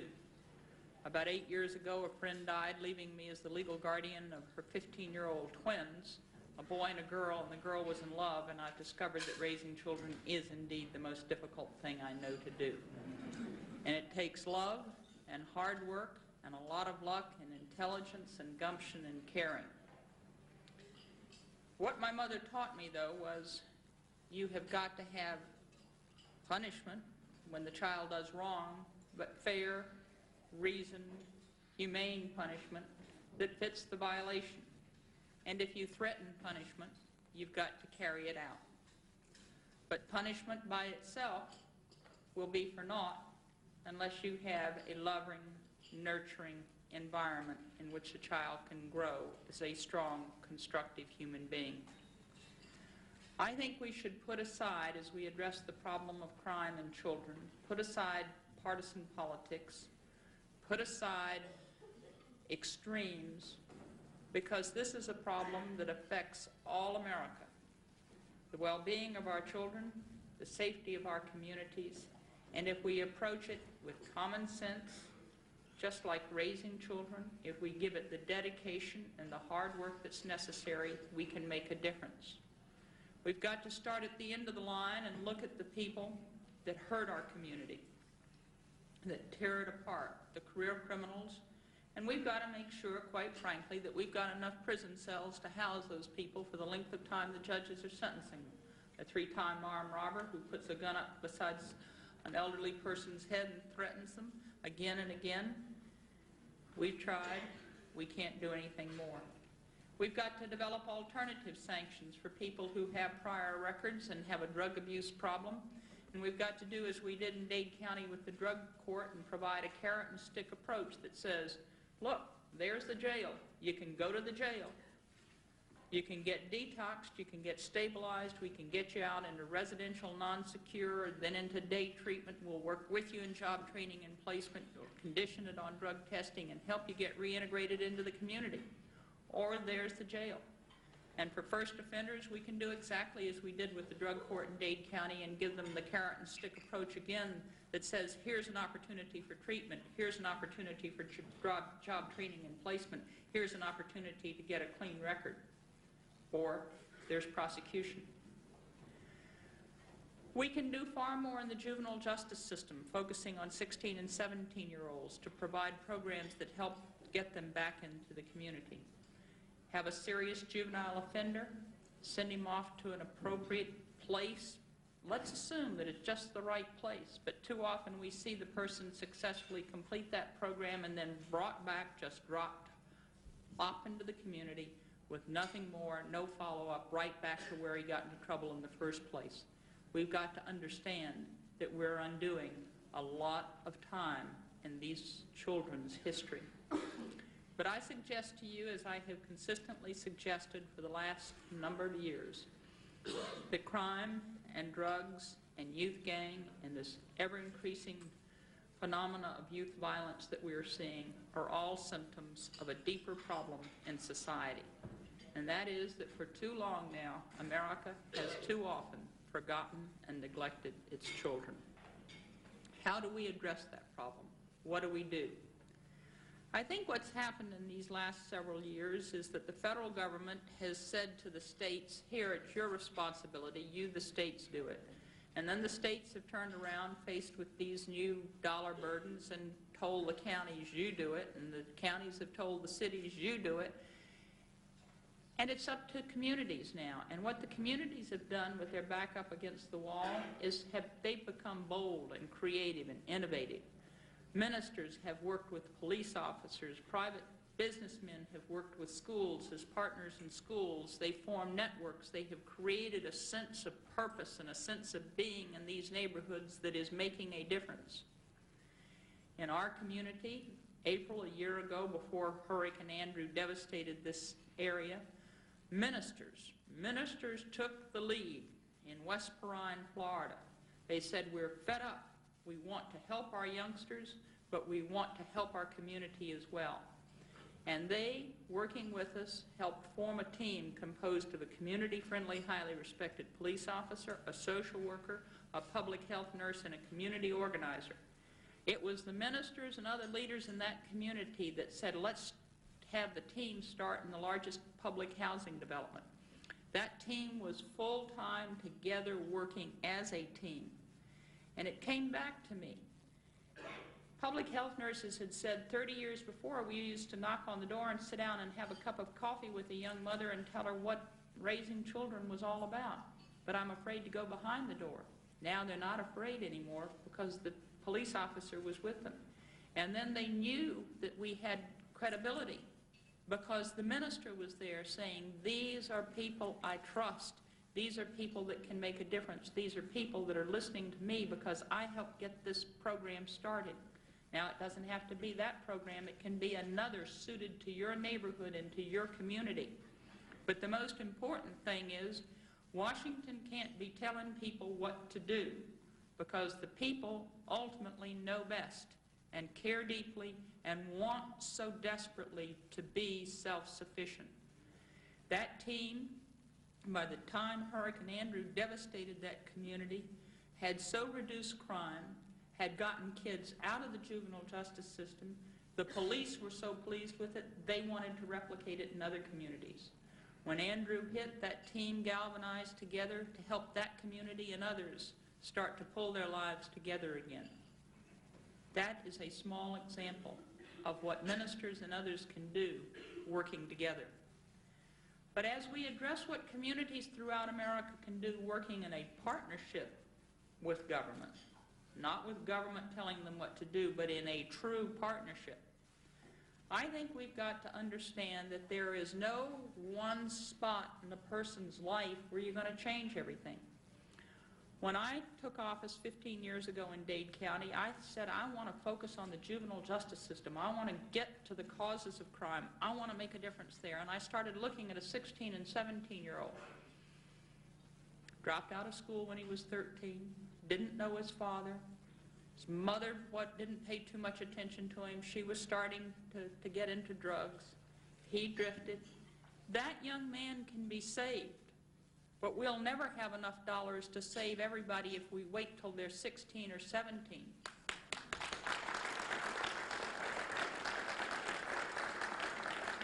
So then I went and started looking at dropout prevention. And our Dade County Grand Jury, for which we served as legal advisor, did a study on dropouts.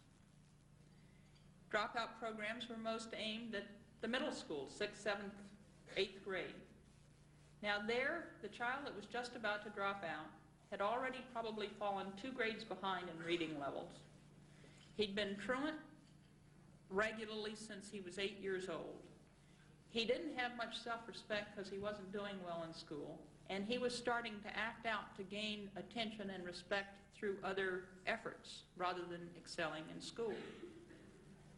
It was too late to do everything about all the dropouts in the 6th, 7th, and 8th grade. So we started early intervention programs and neighborhood programs. But then the crack epidemic hit Miami, I think earlier than most places, in 1985. And I had to try to figure out what to do about the crack babies and about their mothers. I was taken by child development experts, pediatricians, to the neonatal unit at Jackson Memorial Hospital, our great public hospital in Miami. And the doctors taught me something that will be with me forever. They showed me crack babies who'd been in their bassinet, not held or talked to except when changed or fed for about 6 weeks because it had hit so suddenly. It was just a massive epidemic. And those babies were not beginning to exhibit human response.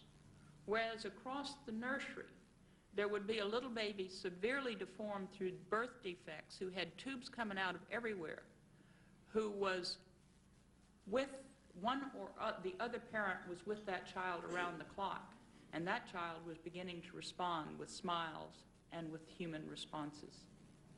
And I learned what nurturing and bonding was all about. Then the child development experts took me in tow, and they introduced me to some wonderful people at Jackson that were doing great works. And they taught me that 50% of all learned human response is learned in the first year of life. I've asked every psychologist and child development expert I can find, and nobody disagrees with that. That is a phenomenal piece of information dictating a lot of what we've got to do for the future. The ages of 0 to 3 are the times that the child develops a conscience and learns the concept of reward and punishment. What good is it going to be to threaten punishment down the road if the child hasn't learned what it's all about? So I reached a conclusion that as a prosecutor, I had a responsibility for speaking out, to let people know that when they did something awful, there was going to be punishment, but it was going to be fair, firm, consistent, and carried out. But that I had to do my part in creating that nurturing society for these children in which they could grow as strong, constructive human beings. And that there was not one point along that line where you were going to have the biggest impact. It was the whole line of living and growing. And I decided we needed to develop a national agenda for children. The communities, the ministers, the leaders in the communities, that activist in the neighborhood, that person that could make a difference, was as much a part of this team as anybody else. And first of all, we were going to have to make sure that our parents were old enough, wise enough, and financially able enough to take care of their children before they were born.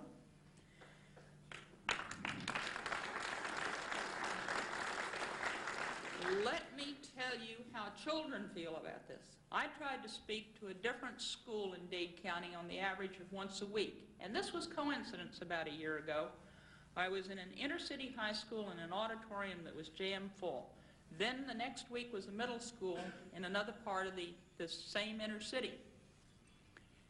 I did child support enforcement in Dade County, and they wrote a rap song about me, and the kids knew the rap song and could sing it as I walked into the auditorium. And after I got through talking about criminal justice, they started talking about child support. What happens if he doesn't pay? What happens if she wastes the money? And I answered the questions, but in each instance I said, but that's not the major concern. The major concern is you don't have children until you're old enough, wise enough, and financially able enough to take care of them. And spontaneously, coincidentally, both auditoriums erupted in loud, cheering, storming, stomping applause. Children want order and structure in their lives so desperately.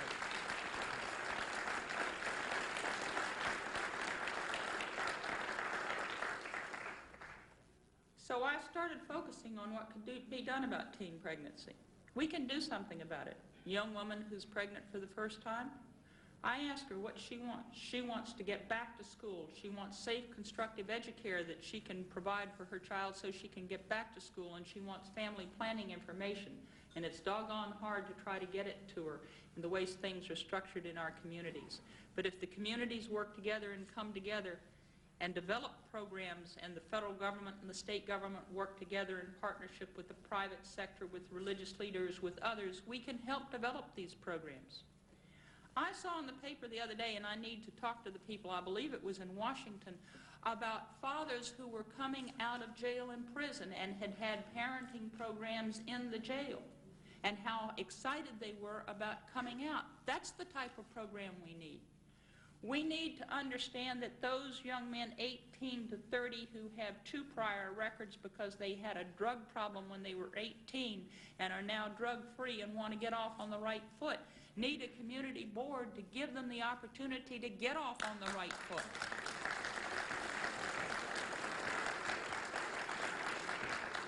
These young men could be fine parents if we give them a chance now. And we've got to develop a community sense and purpose of how to do it.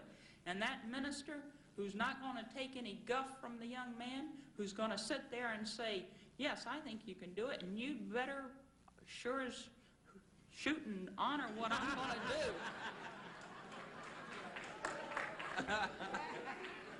All I can say is the ministers in West Perrine weren't going to let any of the people get away with fooling them. We have got to make sure, and you're going to be surprised that an attorney general standing up here talking to you about prenatal care, but every pregnant woman in America should have prenatal care, and ministers should be working with others.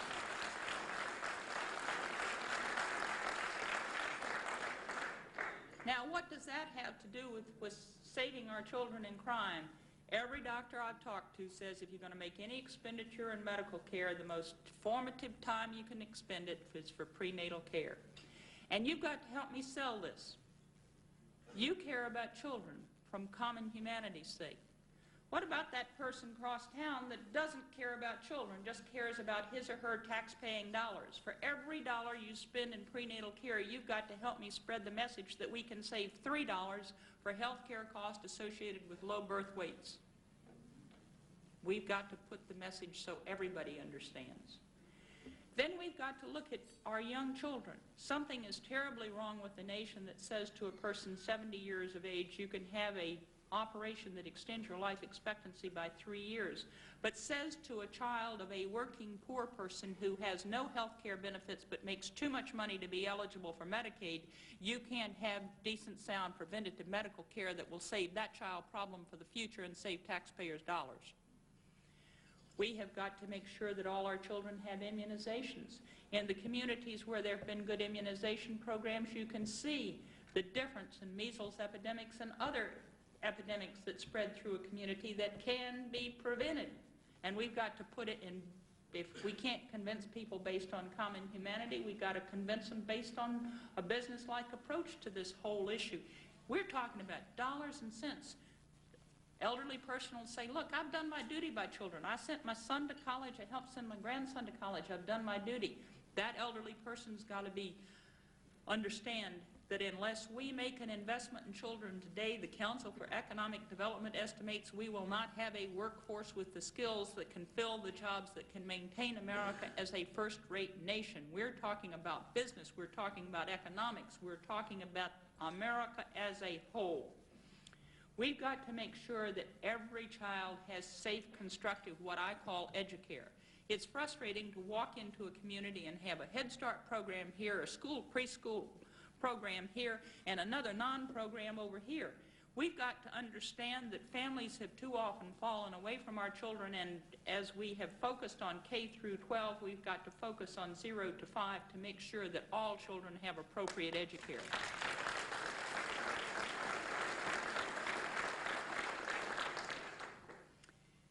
Now, the businessman will say, well, that's the family's responsibility. If I walk through a public housing development and see a 3-year-old wandering around, I was confused. I'd say, well, where is his mother? Why isn't he in child care? Well, his mother, we don't know quite where she is. But she's not looking for work. She's not working. And she hasn't abused him and neglected him bad enough to make him and her eligible for the child care program we have. Somehow or another, we've got to put it in business terms so that we can sell our program to the world, that this is an investment in America's future. When we get into the public schools, we've got to start looking at conflict resolution programs. I suspect that throughout this nation, in every elementary school, you will find good programs where teachers are teaching children to peacefully resolve their conflicts without violence. We've taught them an awful lot about drug usage. We can do the same with violence. When that child is first truant, when he's 8 years old, that's the time we should be making an impact. Ministers should be joining together with community police, with principals, in saying we are going to have a program, and the police are going to pick up every little 8-year-old who's truant, going to take him to the school. School's going to call home. You know what happens now? School calls home. Mother may come get him. If mother doesn't come get him, school puts him on the bus and sends him home without following up to find out what happened. That's just a problem waiting to happen right there. Ministers, social workers, and others should make a home visit to find out why she didn't come pick up the child, find out what the problem is, develop intensive family intervention programs to help that family get off to the right foot, because The one thing's for sure, a strong family is the best protector of the child, the best deliverer of social service.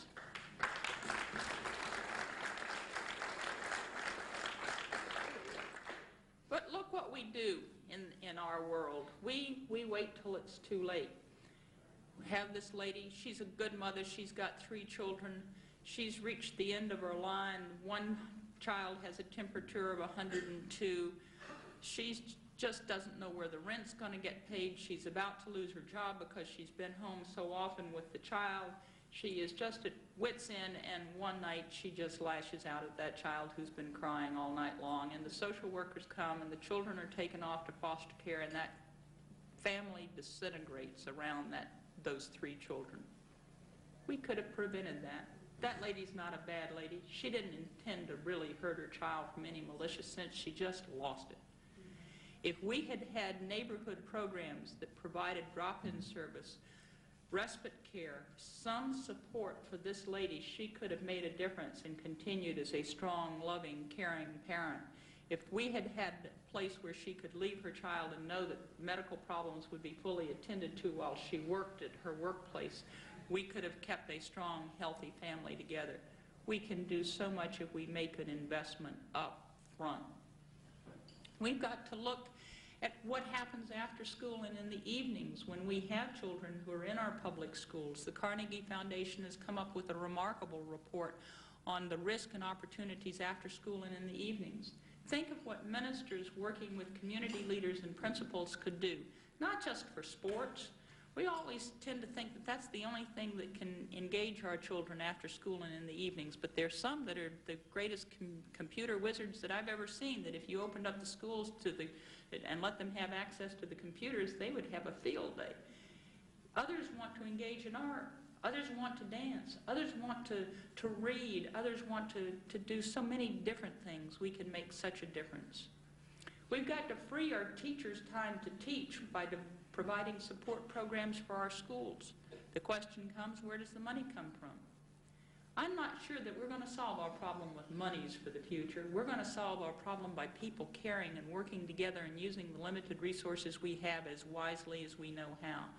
It's going to mean the community working and caring and building and going beyond, taking the team we started in West Perrine and expanding it each year by 3 blocks and then 3 blocks until one team dominoes into the other or one church dominoes into the other, and restitching the fabric of neighborhoods back together again. And then we talk about jobs. Look at what we do with jobs now.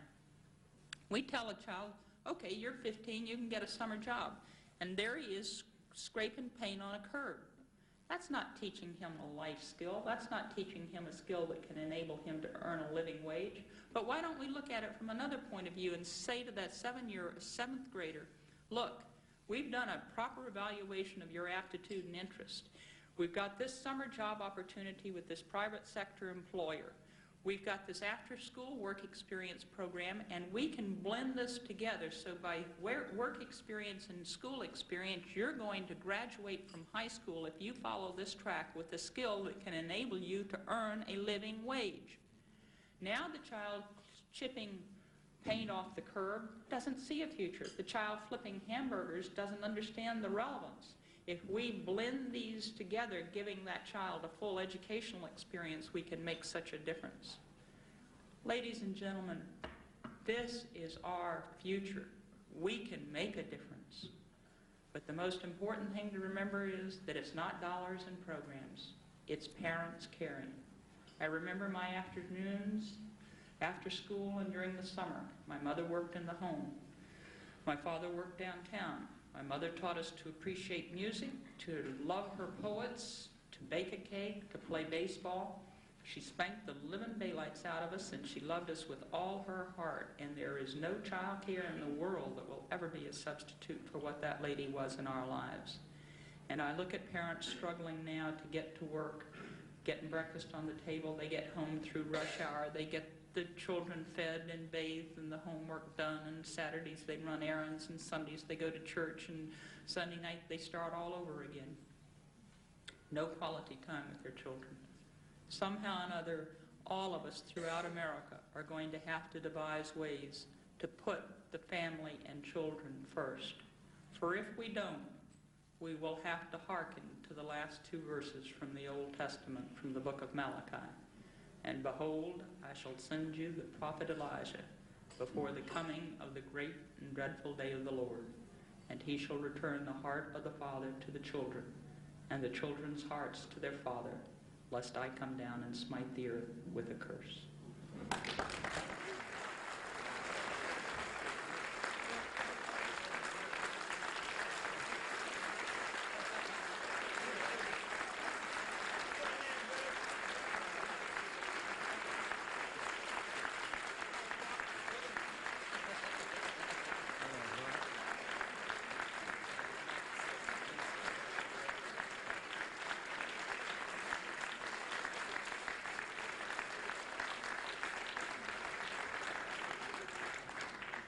Now, in the spirit of this, let's take our seats. I want Judge Fred Yugas, because we're working with the judges on this, Attorney General Reno, and our council leader, Brother Ray.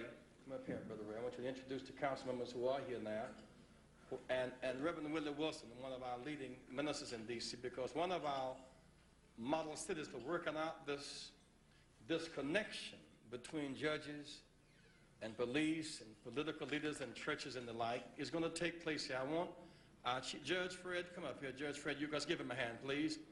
And then Councilman Ray, and then Pastor Wilson.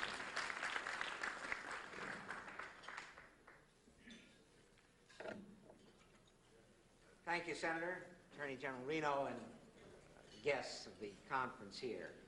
I'm pleased to be here this afternoon at this meeting on such an important topic. As judges, unfortunately, we view on a daily basis they always have to lower microphones for me, but thank you. We see on a daily basis the tragedy of our young people. And so we are anxious to reach out for all of the options that will help us in dealing with this issue. And as the Attorney General has indicated, it's not just the child, it's the entire family. We've found that the entire family needs to be counseled and treated in these situations where the youngster is in trouble. So we are seeking creative and innovative ways to deal with each of the situations coming before us with the young people. And we need the support of the entire community. As the Attorney General indicated, when many of these youngsters get to the court, it's very late. We need to be working in these areas with our children right from the beginning, including the prenatal care. So we ask your support and your help, and we're anxious to work with the community, the churches, the schools, all of the civic groups, and with the ministers in developing options other than incarceration that will help us have programs that will help these young people.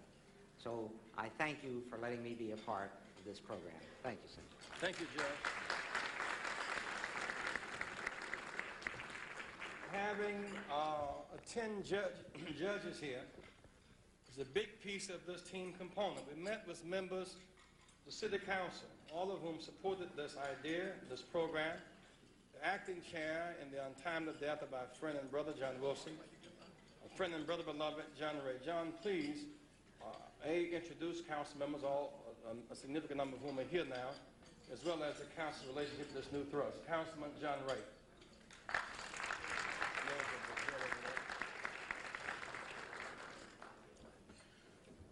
Thank you very much, Reverend Jackson. Let me say good afternoon to everyone. And just pause here to recognize my colleagues who are here. Councilmember Harold Brazil from Ward 6 is over there. Harold, will you? And we have the councilmember from Ward 8, Councilmember Marion Barry.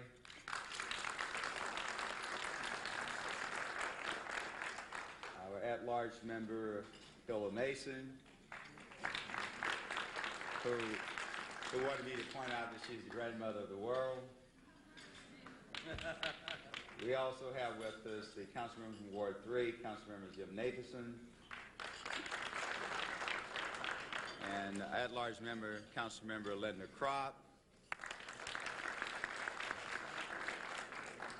I don't see any other. Is Jack here? Oh, and Councilmember Jack Evans from Ward 2. And I think that's everyone. Let me just take a few moments while you eat. When my staff person, Ms. Lloyd, and I were driving over here a few moments ago, we parked in the garage here, and the attendants there, I guess, assumed that I was coming to be with Reverend Jesse Jackson, and he tucked my car, and he said, you going over to be with Reverend Jackson? I said, yes. And he was very excited. He said, you know, I really want to meet Reverend Jackson. You know, he's a born leader. And he went on and on and on. And so I said, well, you know, maybe Reverend Jesse Jackson was indeed a born leader, but don't be discouraged. I said, let me just tell you a little story about Reverend Jackson. I said, when Reverend Jackson was in high school, he was a quarterback for his high school team. And I said, for 4 years, he sat on the bench. Just sat on the bench until the last game came up, and the team had been down to the 1-yard line 4 times. Score was tied 21-21, and they couldn't get the ball across. 2 minutes left in the game. They're down on the 1-yard line. 4th down. They got one more chance. And up in the stands, a voice came down saying, "We want Jesse." And it got louder and louder and louder. And finally, the coach couldn't take it anymore, and he called for a timeout. He looked down, and Reverend Jesse Jackson was in his usual spot, sitting on the bench. Said, "Jesse, get down here." And now you know Jesse loved to lead. So Jesse reached, he grabbed his helmet, he ran down there and said, "Coach, who do you want me to throw the ball to?" He says, "I want you to get up there and find out what the hell they want."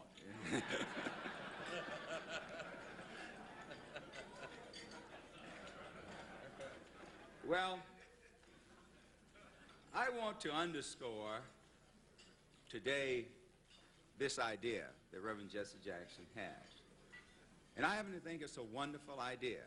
The idea of finding 1,000 ministers who are willing to take under their care 10 human beings. And that translates into 10,000 young people that we could save. And I don't want you to simply come here today, eat, feel good, and then leave and forget about this idea. Because it's a good idea. And particularly, I don't want the ministers here today to leave here and forget about this idea. You know, Jesus brought good news. Ministers need to bring some good news. And if they will take this program that Reverend Jesse Jackson is trying to push, they will be able to bring good news to the communities of our cities. It's a great program. Sometime when we look at TV and we read that Joe in suburban Maryland, who committed a similar crime to Sam in southeast Washington, D.C., and the judge let Joe go home and Sam went to jail, you know the reason why? Because the judge at the D.C. Superior Court didn't have anyone that he could put Joe into custody of. But if these 1,000 ministers will become that vehicle, then Judge Ugas will have someone that he can turn that young man or that young woman over to. And that's what Reverend Jesse Jackson is trying to do today.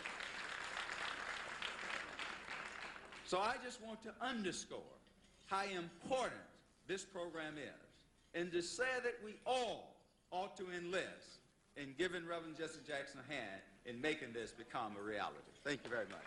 Thank you, sir. Thank you, brother. Brothers and sisters,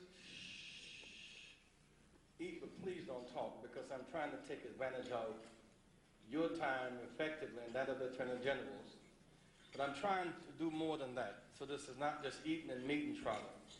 To have the judge see his role here as a team, and to have have our city council leader and them see themselves, and to have our ministers.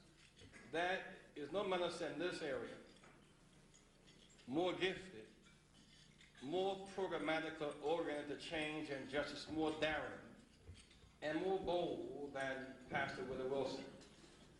If you go to the church, the very theology, the very context shows revolution and liberation. And so to connect the minister's dimension to this, I want Pastor Wilson, who is such a personal friend, but beyond just being a personal friend, has this vision. Really, we want D.C. to be City 1 in the City of 50s on this project to reclaim our children. Pastor Willie Wilson.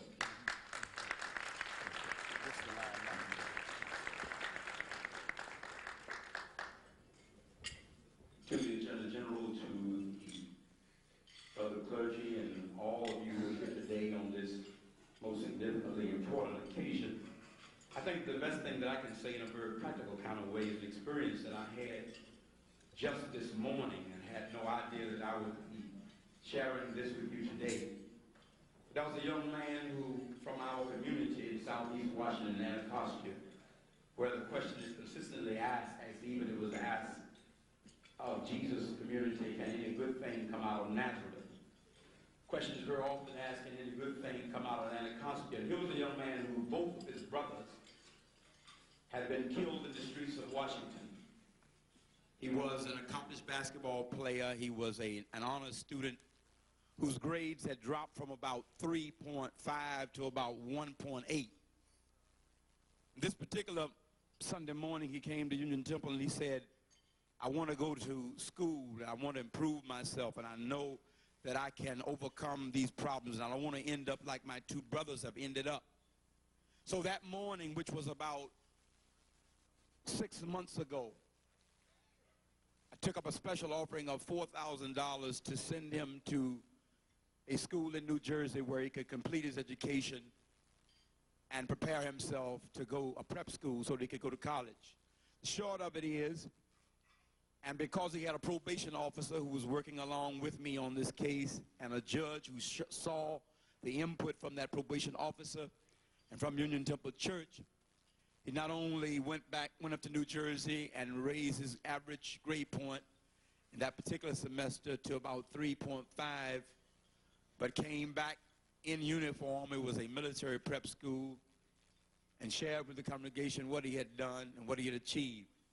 I think that speaks to the kind of cooperative effort between the court system and between the church and between the community that can make the difference.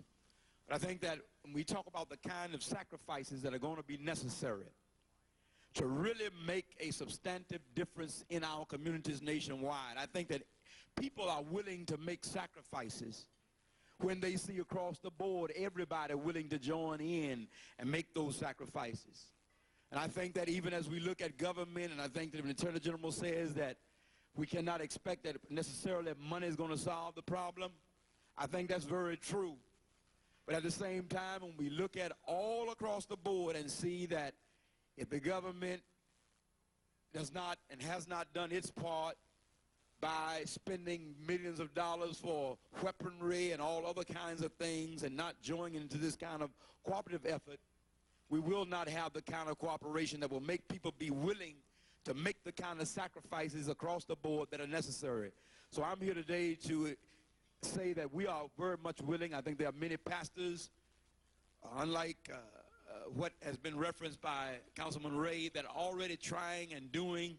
But I think that the difference is in what Reverend Jackson is proposing here is that kind of collective, cooperative effort across the board that will make the difference. And I'm certain that as we bring our collective energies together, that difference will be made. Thank you very much.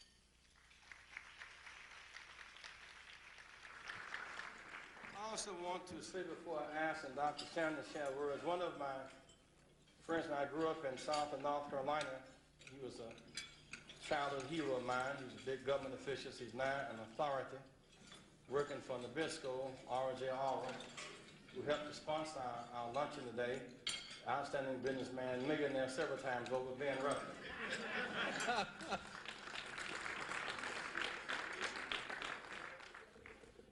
being one of the men who helped to launch our campaign in '83. In 1960, helped to launch a youth movement to transform our nation. He represents the best and most determined in us.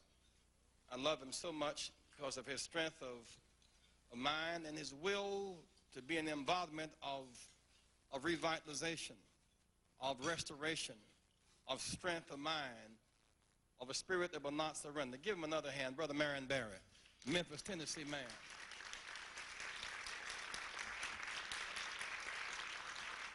As we bring into this dimension young leadership, Brother Wilson, Dr. David Shannon is here, formerly the president of Virginia Union, who now is president of Andover Newton Theological Seminary, the oldest seminary in the country. We are mobilizing young seminarians for a major seminary conference this fall to be held at Andover Newton, that we might engage a generation of young seminary activists to hook up with our churches and bring in that dimension of training and activism in this project of community recovery and to reclaim our children. Dr. David Shannon, please come forward. Dr. David Shannon. Thank you, Dr. Jackson, and to our Attorney General, to elected officials, ladies and gentlemen. First, I want to introduce to you Ms. Jessica Davis, because this morning she has already agreed to dedicate her summer to work with seminarians to make this project come to fruition. And I think it is that kind of commitment that we have. Also, we are opening the doors of Andover Newton Theological Seminary to house a conference of seminarians to look at the vision, to identify objectives and goals, to develop strategies and tactics, but basically to affirm what Senator Jesse Jackson is doing. We want him to know that the seminarians and the seminaries will be supporting this program. We hope that ministers who are now in leadership will be opening their doors to allow seminary students to serve as interns in these programs. But also in terms of our seminary curricula, we will be saying it's not enough to learn how to pray, it's not enough to learn how to preach, it's not enough to learn things about the Bible, that it will be essential that a person who is prepared for ministry will be sensitive to the hurts and pains that are in our urban communities, but also that they will be willing to develop partnerships with persons in the communities so that they will work together to solve the problems that have been identified today. There are three other seminary presidents who are working with me. Unfortunately, they cannot be here today. So on behalf of my fellow seminary presidents, we want to commit ourselves to you. And we do believe that this is an idea whose time has come.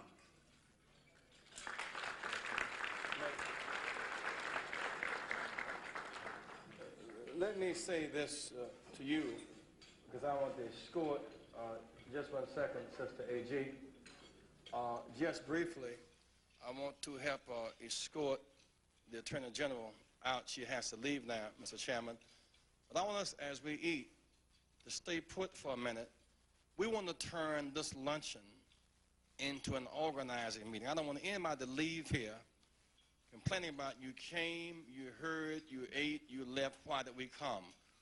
We're coming to organize a plan to recover our community and to reclaim our children. And we know that there's a collective strength in this room to do just that. So again, let's give the Attorney General a round of applause.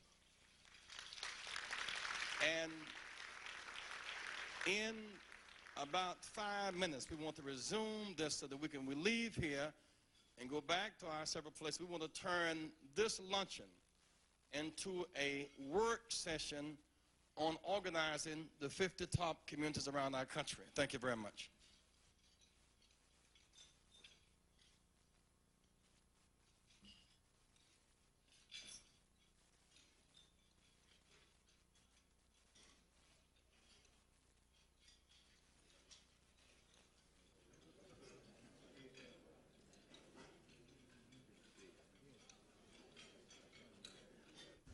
Send your comments about this speech by Attorney General Janet Reno to the Justice Department.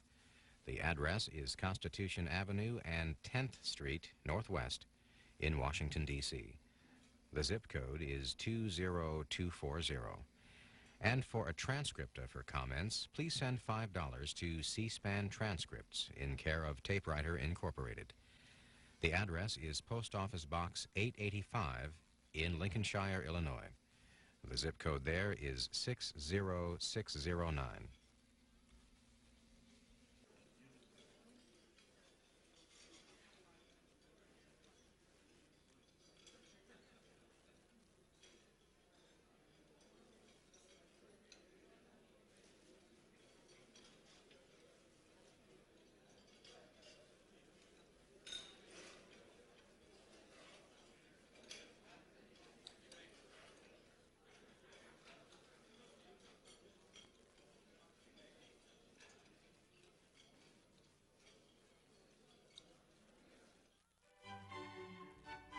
C-SPAN 2 and its companion network C-SPAN are funded entirely by America's cable television companies as a public service.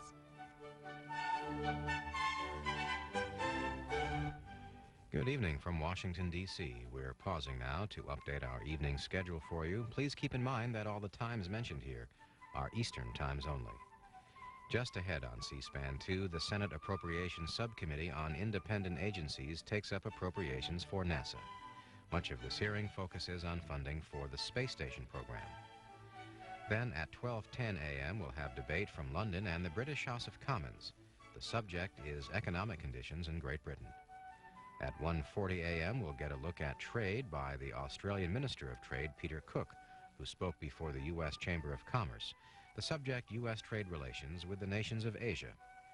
And later tonight at 2:30 a.m., the President of Peru, Alberto Fujimori, addresses the Los Angeles World Affairs Council. That's a look at what's ahead tonight on C-SPAN 2.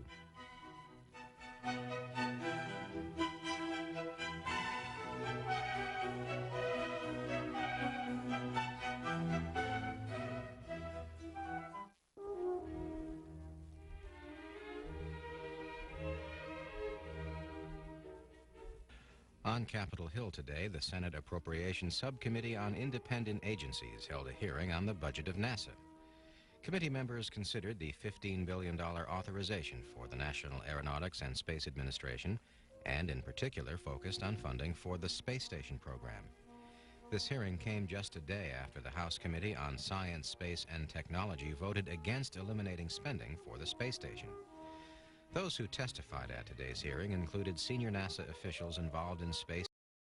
But if we're going to be successful in funding it in this tough budget year, we're going to have to focus in on a design. We're going to have to make a decision. We're going to have real cost figures that we can defend and that we and our colleagues can believe in. And then we're going to have to roll up our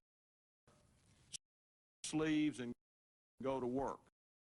Our problem is basically that it's very appealing to invest in programs that have a big return in the next election.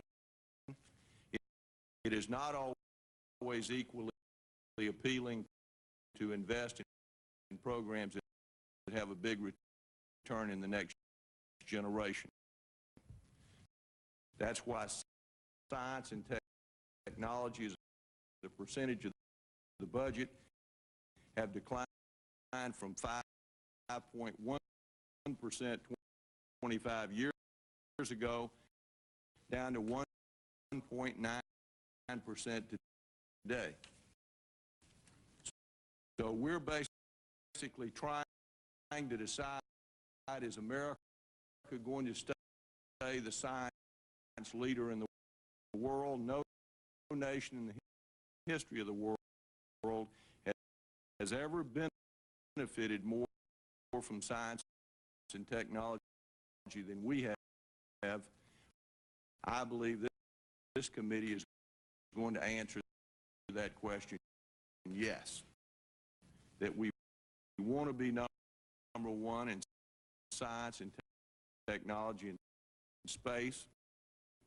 If NASA will give us the design, give us the cost figures, give us a no-frills space station that will do the job, I think we can get it funded. And I thank you, Madam Chairman. Thank you. Senator Feinstein, we welcome you and would appreciate if, do you have an opening statement? Or? I do, Madam Chairman, and I thank you for the opportunity. I too have been a strong supporter of the space station, largely for two reasons.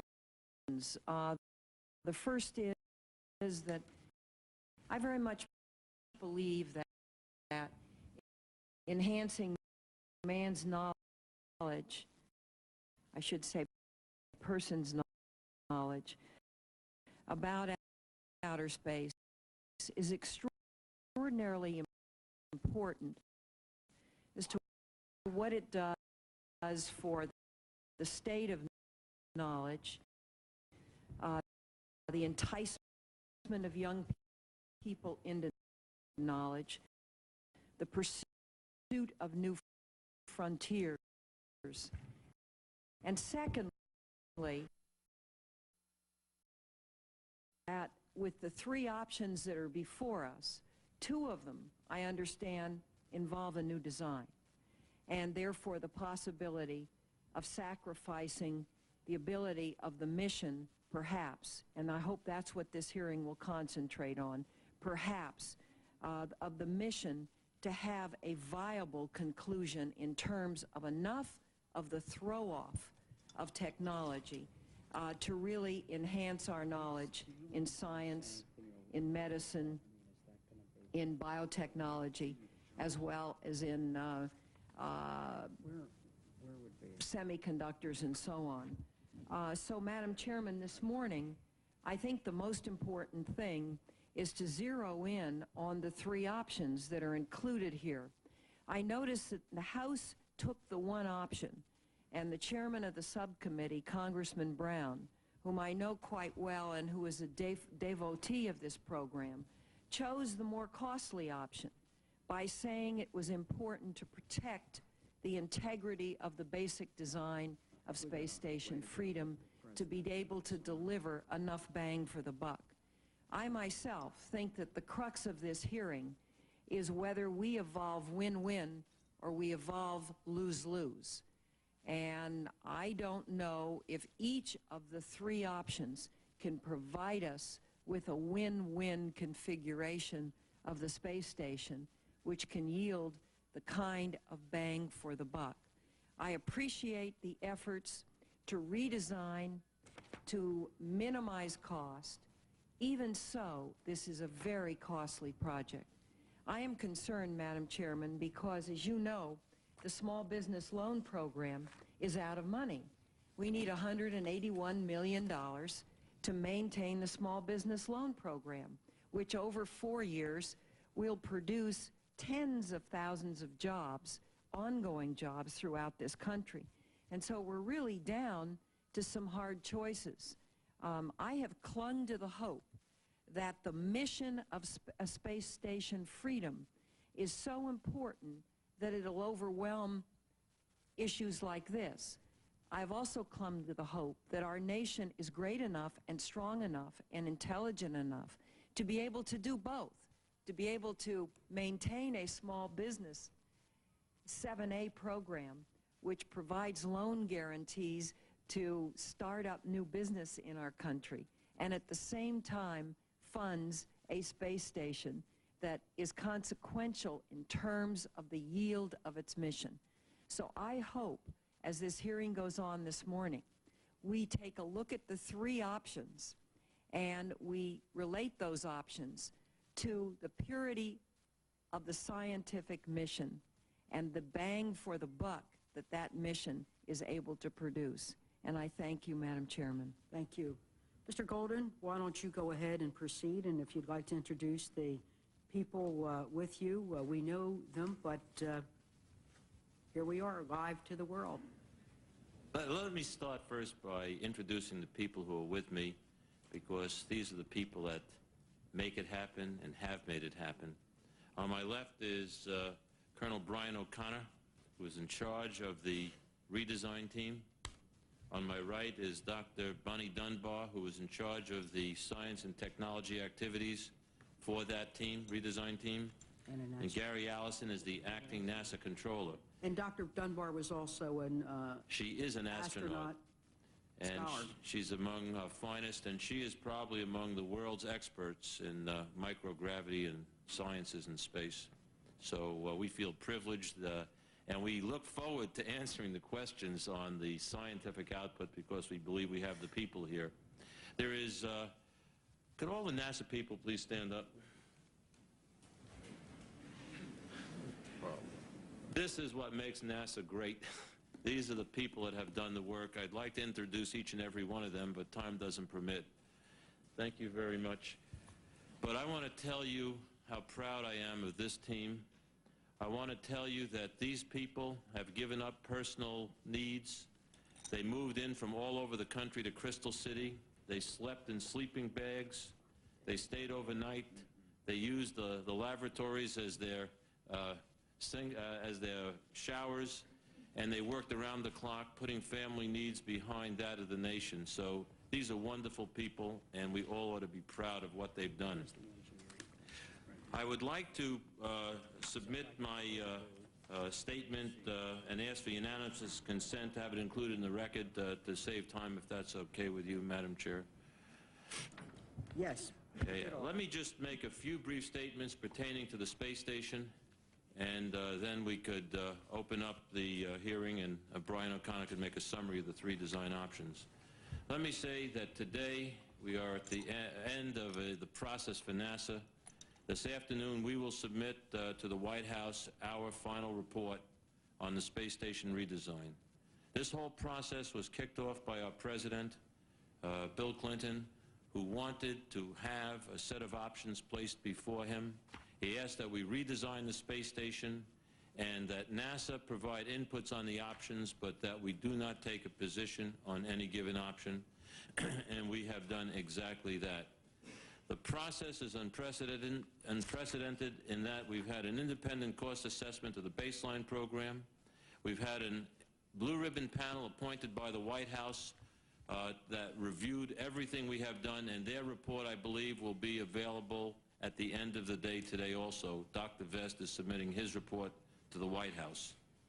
This report will go through all the aspects, engineering, science, management, and cost, and establish the committee's feelings about how NASA did and where we might do better and where we might have been off. This has been a long, difficult process, but I think it's an important process for our country. We are very, very proud of it, and we're prepared to discuss it with you today. You want to say anything else about the NASA budget before we go to Mr. O'Connor? I'll just say a few brief words because I thought that's where the emphasis, yes. The emphasis will be on the space station, but NASA is more than the space station. And if the space station goes, then NASA better be more than the space station.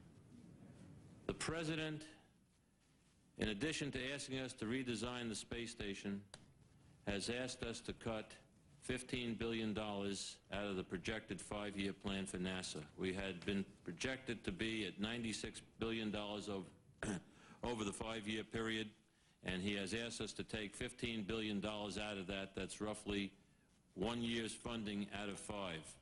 He has asked us to prioritize what we're doing and rebalance the budget. A key element of this budget that you see is a significant increase in the aeronautics program. Over the 5-year period, the President is proposing an increase in the aeronautics program of over 50%.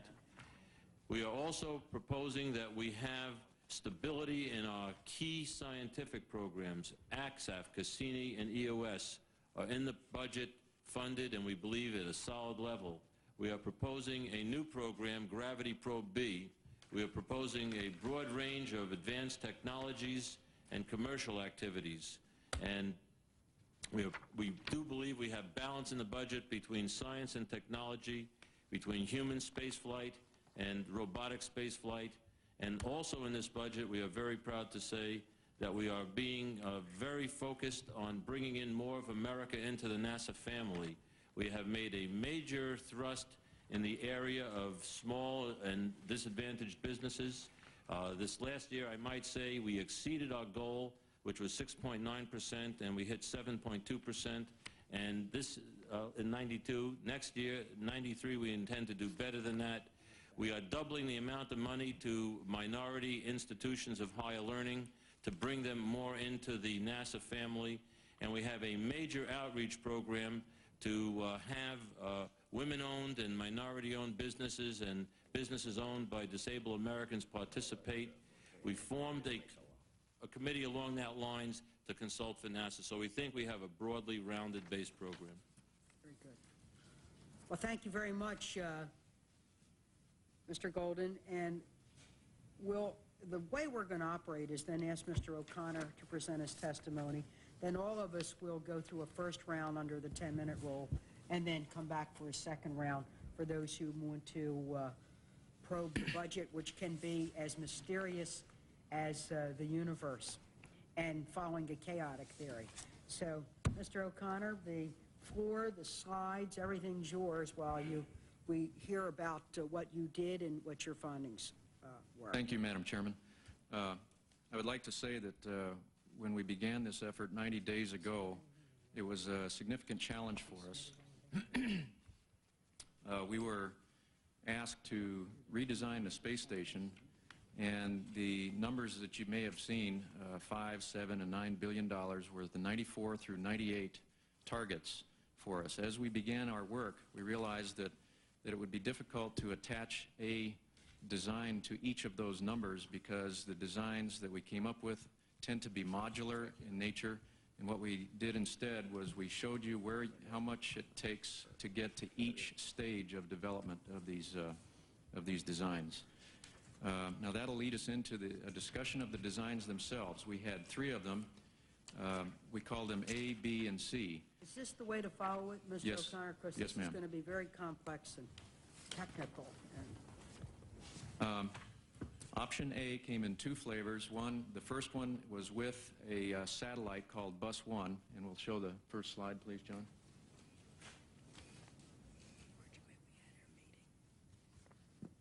It's a modular buildup. These are 4 stopping places that you see, starting in the upper left and going across, and then the lower left and going across. This is the same kind of idea as Space Station Freedom, where you build this up with shuttle flights, and it's put together in trusses and in sections. The difference with this design is that the guidance, navigation, control, and propulsion systems are in this thing called Bus 1 that sits on the very top. What is a stopping place? Because that's what we worry about. This is a place where you can stop and actually do science. Oh, you could stop and do science. but Right. It is not the purpose for the stopping that you could stop there and end the program or stop. In other words, at each one of these spots, there's one type of science you could do. There's one type of science you can do at each stopping point. The first one, for example, we call the power station. It takes 3 flights, and at this point, a shuttle can come up and attach to that power station and feed power to the shuttle to do shuttle experiments. The second stopping point is called human-tended capability. What we've done here is we've added some capabilities to keep human beings at work in a laboratory. And what you see attached there is a small laboratory. It's not the same size as the one we have on Freedom. It's a combination of the laboratory and the node that we have on the Freedom design. And the idea there is, again, keep it simple and try to minimize the number of shuttle flights that it takes to build this design. The third one, we have added another array for electrical power, and that's those big fan-like things that you see on the ends there. And we have the International Partners modules attached at this point. This is called International Human-Tended Capability.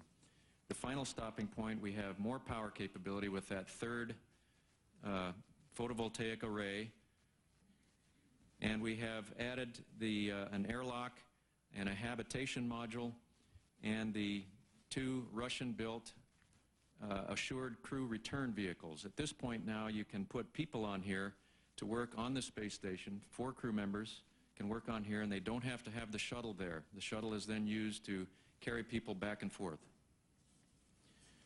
The second page shows option A2. This is an option very similar to A1. The only difference is that it does not have that Bus 1 satellite attached to the end. It has, therefore, those functions that Bus 1 was able to do are now distributed as they are in Freedom throughout the structure. It takes a little bit more EVA, which is spacewalks, to keep this thing maintained because of that. How many? Get you the numbers.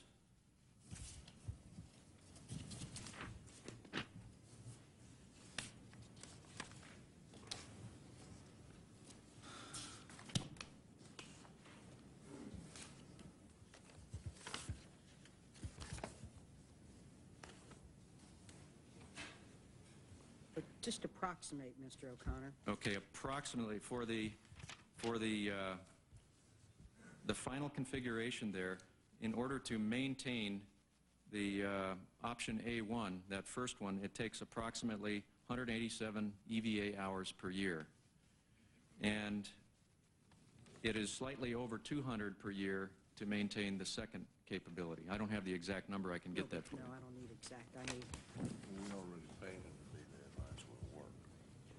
Well, the question is... Now, the philosophy with this design was try to keep it simple, try to reduce the number of flights that it takes to assemble, and try to reduce the number of spacewalks that it takes to maintain. There is also significant reduction in the data management system and the communications and tracking systems in order to make them simpler.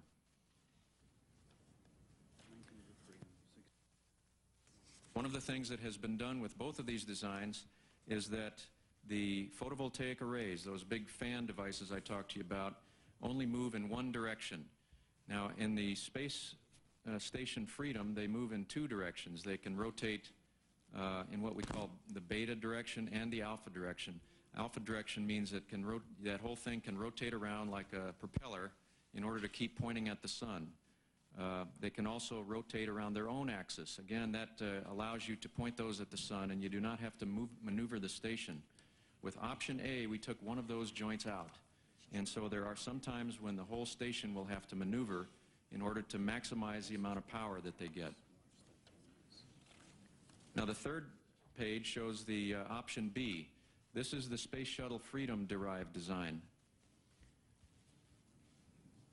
Again, it has 4 stopping places. The first one is the power station. It's very similar to what you saw on option A. It will provide power to the space shuttle when the space shuttle has its own laboratory on board, which we fly today. In the second one, we have the human-tended capability. In this one, we have added the laboratory and a node. This is a larger laboratory than we saw on option A. It's the same laboratory we have with Space Station Freedom today. You see at the end of that laboratory, there's a capability for the shuttle to come up and dock to this laboratory. The shuttle then would be the place where the astronauts live and eat, and they use the laboratory for science. In the third picture, we have the International Human-Tended capability. At this point, we have more power capability, and we have the International Partners modules are on board. And the final configuration, just as in the first case, we have the crew return vehicles, and we have a second we have the habitation module for the astronauts to live.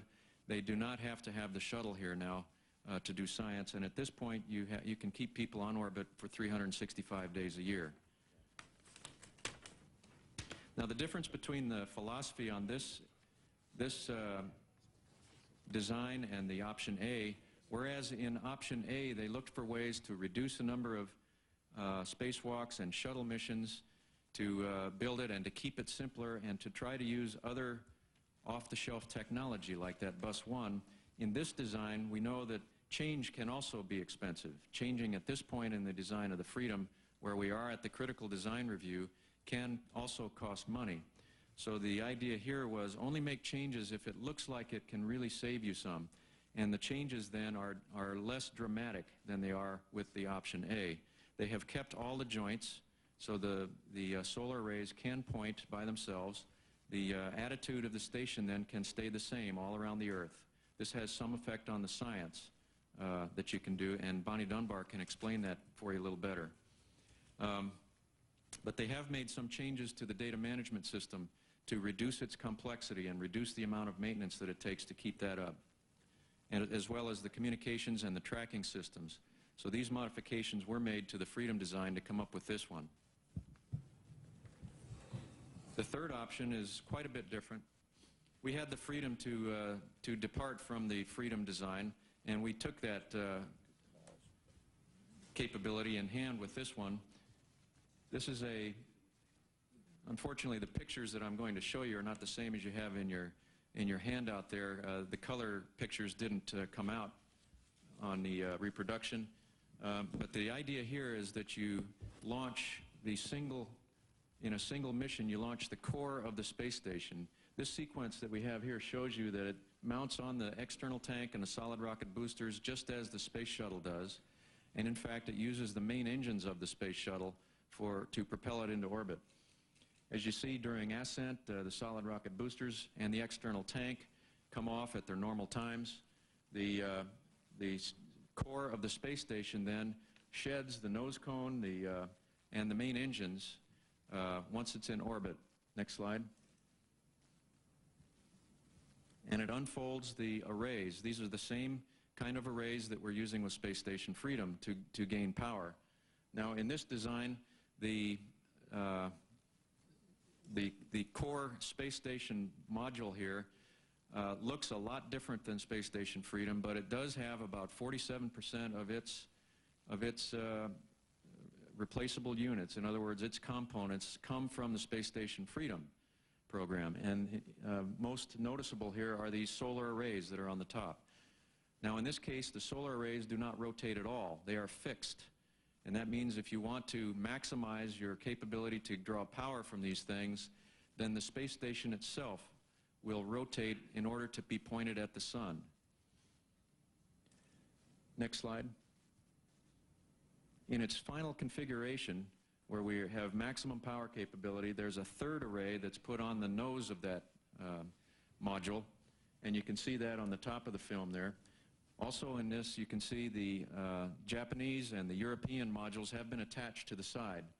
We also have a logistics module in this picture, and the Canadian arm is attached to the end. This is the final configuration, and it's after the 10th flight of the shuttle to get it into this configuration. The next slide I'm not going to talk through, but it's for reference. It does show you that each of the options A and B have 4 places where we have labeled stopping points.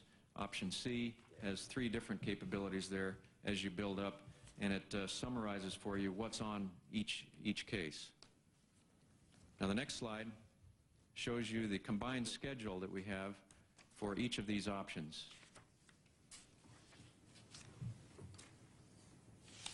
The option A and option B both will be ready to launch in October of 1997 on their first flights. The acronyms on the top: power station after 3 flights, human tended capability is shown here after the 4th flight for option A. And as you can see, then it takes you out to December of 1999 when the internationals are fully on board, and option A is complete with their final stage in September of 2000. Now, during these assembly sequences, we are also gaining science from the station. We don't wait until it's up there to get the first science. In fact, we have what we call utilization flights, and in some cases, on some of the other flights, we leave the shuttle up there in order to gather science while they're in a partially completed mode. That's what the UFs mean. Option B. Option B's sequence looks very similar to Space Station Freedom. Now, they chose in their study to use the same utilization flight schedule as the Space Station Freedom has, where they use 3 utilization flights per year during the buildup. And that doesn't really affect the 1994 to 1998 costs very much. But if you focus on the final costs to build each of these stations, you need to keep that in mind, because they go all the way out to December of 2001 to build this option. It does take more flights. Instead of 13, we have 20 flights to get to that final configuration with the option B. That 20th flight could actually happen earlier if we decided that we didn't want to do as much science on this station as what we have planned here. So that could reduce the final cost to completion if you just changed your science strategy. And I'll show you that when we go through the costs later. Option C, they're ready to go in September of 1999 with their first flight, and then they begin to outfit it with the crew return vehicles and with the racks. The Japanese and the European modules come up, and the final flight is when the 3rd photovoltaic array goes up for electricity.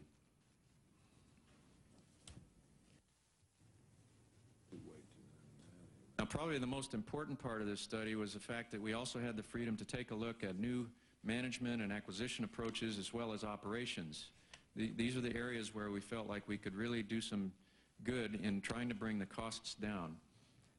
Summarized on the next 2 pages are the strategy that we would use for the space station redesign. We would propose a non-competitive selection of a single prime contractor from among the contractors that we now have on Freedom, and allow that single prime contractor then to be the prime and integrator instead of the distributed prime contractual arrangement we have now with several primes. We think there's significant savings to be had here, and it would streamline the contractors. The remaining space station prime contractors would then be selected subcontractors to that prime. Some terminations or descopings of space station contracts would occur depending on which one of these options that you're talking about. Now, Mr. O'Connor, would you just wait a second? To my colleagues on the committee, this is remarkably technical, and we're passing out an additional document that NASA sent up that was extremely helpful, called Technical Assessment for Permanent Human Capability. So while we're reviewing, is it Dr. O'Connor? Mr. O'Connor. Mr. O'Connor. Yes, ma'am. Well, you ought to get an honorary doctorate when you finish this, I'll tell you that. Mr. O'Connor's presentation would also help you follow it. It has these other charts about design maturity, when, flight launches, and so on. And no, for my colleagues on the committee, if necessary, we can have additional briefings and so on as we review this. But I know you're trying to follow it, and also, I think what you're saying now with this slide is this is the core concept for management efficiencies. That's right. Is that the principle behind the slide? Yes, ma'am. Yes. But also, you'll just see, for my colleagues, you'll look at when the first element is, the number of assembly flights, and all those other things. But please, we're passing out paper, and I just wanted to give them a navigational chart while you're doing this as well. Okay. It's so we could follow this. This is tough stuff. Try to keep it from being tough. You're doing very well, Mr. O'Connor. The next page just says that we would change the way we do award fees. We would have a cost-plus award fee contract with extra fee for incentive for performance milestones, performance of the station on orbit, for example, schedule, cost, and technical performance. The next slide summarizes the management and procurement cost savings. On the government side, we would eliminate the standalone Level 2 management organization, and we would streamline the NASA management. Instead of the 2,300 or so civil service in management of this concept, we would streamline it down to a single program management office with about 1,000 people. The prime contractor, therefore, takes on more responsibility in this mode.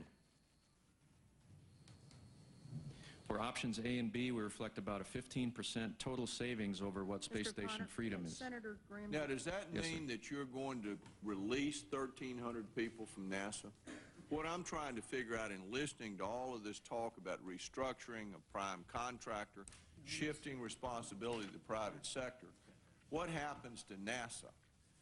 Do these savings come from reduction in the number of people on your payroll, or from the fact that the contractor is going to do a better job? Where are the savings coming from? Let me address that issue.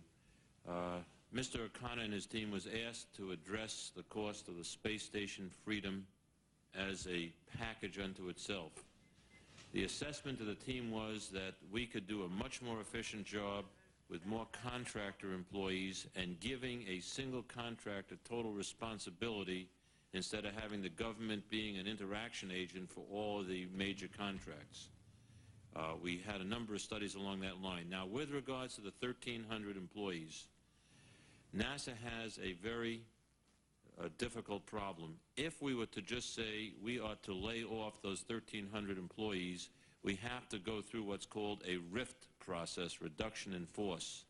If that were to happen on a seniority basis, we would have to lay off those employees with least tenure at NASA. In that process, we would lose all the benefits we've gained in terms of enriching the labor force with women and minorities. And NASA has made a very, very valiant attempt to balance that workforce. So towards that end, we have sought from the White House approval to have an early out program so that we would have a voluntary approach to allow employees that were eligible for retirement to leave early, so we wouldn't have to have this terrible process that would be implemented in terms of a RIFT. So that is one of the approaches that we're seeking to attempt to put into place. We have made some estimates, and if we could get approval for an early out program and concurrence from the Congress, that would help the process. Secondly, NASA has been asked by the Augustine panel a few years ago to get NASA employees more focused on not just managing contracts, but to get involved in the technology. There are a number of technology activities inside of NASA where we feel we could deploy these employees and make a significant benefit to the nation. So, and thirdly, there are a series of core activities right now that the IG of NASA has indicated where he felt it was more appropriate to have government employees than to have service employees, areas such as safety and reliability and a few other areas. Because we had a limit on the number of employees we could hire, we couldn't upstaff, so we would use the employees in those areas. So those would be the three approaches that we would go at. Mr. Chairman, let me just say, and we can go back to the testimony. I think that clearly one of the things we're going to have to do, if we're going to be spending 20% less at NASA, we're going to have to reduce the number of people on your payroll. I mean, there's no way that we can. One of the things I'm fearful about is we end up with this huge overhead, this huge payroll, and we're doing less things. I mean, that's going to compound the reduction in science, and that's what we want to do is more science, learn more technology, more long-term impact on the economy. And I just wanted to get a feeling as to how you're going. I'd appreciate a little memo on the early out program, what it cost, how it would work. Yes, sir. We'd be pleased to do that. Mr. O'Connor, why don't you keep proceeding, and in the interest of both time and so on, My recommendation for you is after you finish your management and procurement, you would really move to cost, science achieved, support from the international partners. I believe there's consensus on the committee with the original NASA approach, which was that if the space station, whatever it is, cannot do microgravity and life science, I don't mean human physiology in space, testing for a Moon-Mars jump, but really the type of agreement done between NASA and NIH, then those are the core questions we're asking. So rather than a lot of charts taking us through your analytical process, if we could then, after you do that, move to more of the charts that are in the back, that I believe go over that, because we can come back to those other technical things. Yes, ma'am. The only point I was going to make is that options A and B use the same approach on management with a core management team using product action teams.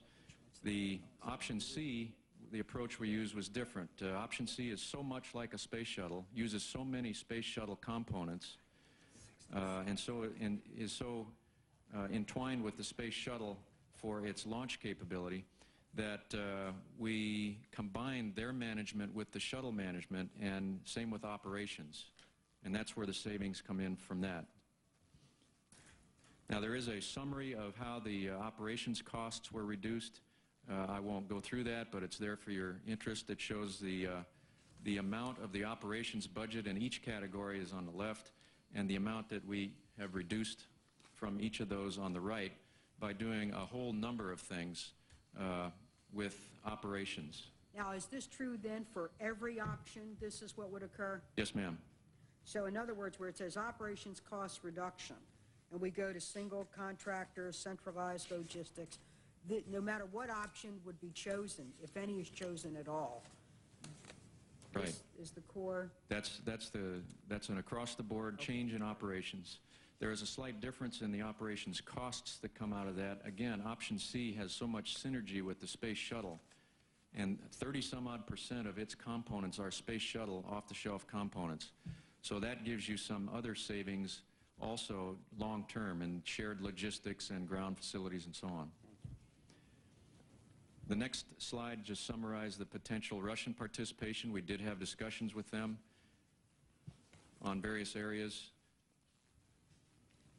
Would you share for the committee what that Soyuz means and also what the potential savings are? We plan to use the Soyuz spacecraft, which is their standard spacecraft that they use to get cosmonauts up and down to their own station. It carries 3 cosmonauts.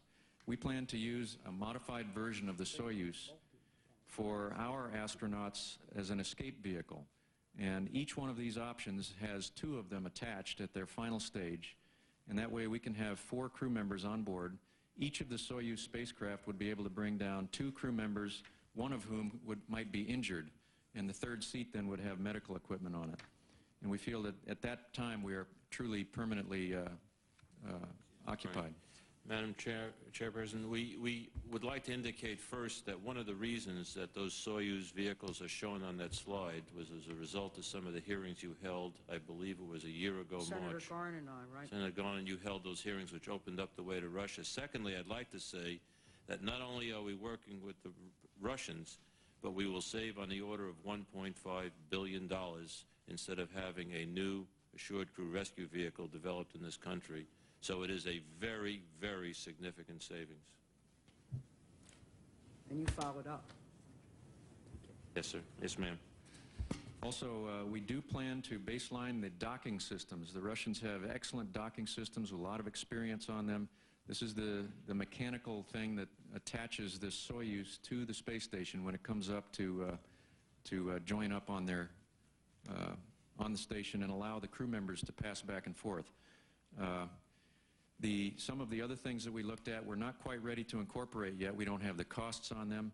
We also looked at some of their launch vehicles as potentials for aiding us in the logistics downstream, where we could take some of our cargo up and down on, for example, on their Proton launch vehicle, if we were to build this station at a higher inclination where the Russians also fly their station.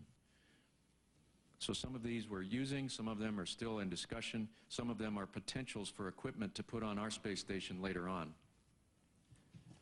Now the next sequence of charts is a series of cost charts. I'd like you to skip that and go to the chart with the bar graph, because I think that's the bottom line analysis about what the costs are. There are votes coming up and so on, and that's why I'd like to move the conversation without shortchanging it.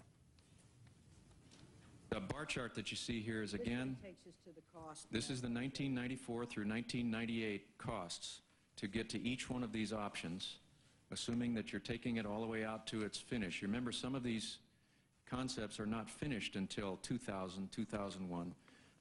So we're showing you what the cost up through 98 would be approaching those configurations.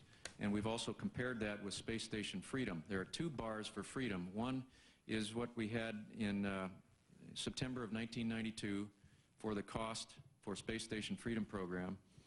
And all of these costs include not only the development cost, but as the OMB asked us to do, they also include changes to Space Shuttle that are required and the payloads, the science that we'll be doing on these missions, which is in a different part of the budget. But for purposes of this, we added all those together. Total life cycle cost.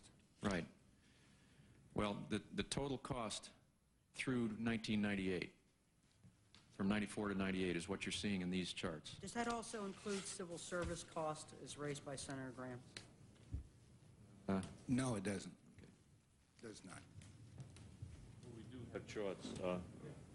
Mal, would you show it? Well, go through this chart, Oh, so, okay. and then we'll come back to, because you see, that's it. We don't get the real, then there, what is the cost of the cost? Sure. Well, as you can see, option A1 and A2 are close to $13 billion. Option B is about the same, $13.3 billion. Option C comes in 11.9 from 94 through 98. And at the bottom, you see the date that each of these will achieve their final configuration.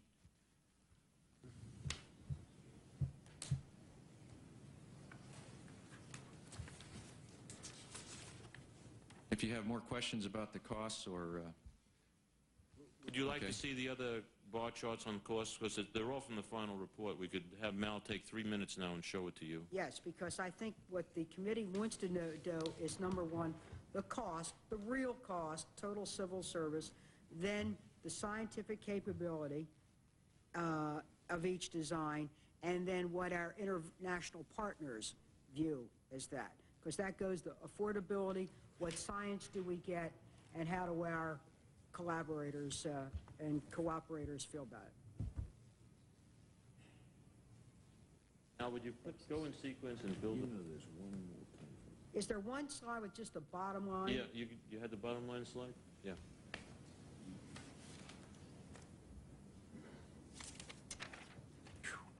Wow. Can you see that? Don't tell me you're leaving just when it gets in there. The Judiciary Committee needs to be on the floor. They need a quorum. This chart, Madam Chair, is for fiscal 94 through the period of roughly 2010. It incorporates on the top line of each chart there, you can see the civil service and shuttle marginal cost for this period of time. Could you tell us, just so we can move, and excuse us for trying to move it, we are going to have a vote and we don't want to be disrupted. For option A1, counting civil service cost, what would be the total cost? The total cost, as indicated there, is a composite of the 5.2, 13.5, and 17, and that amounts to roughly $35.7 billion.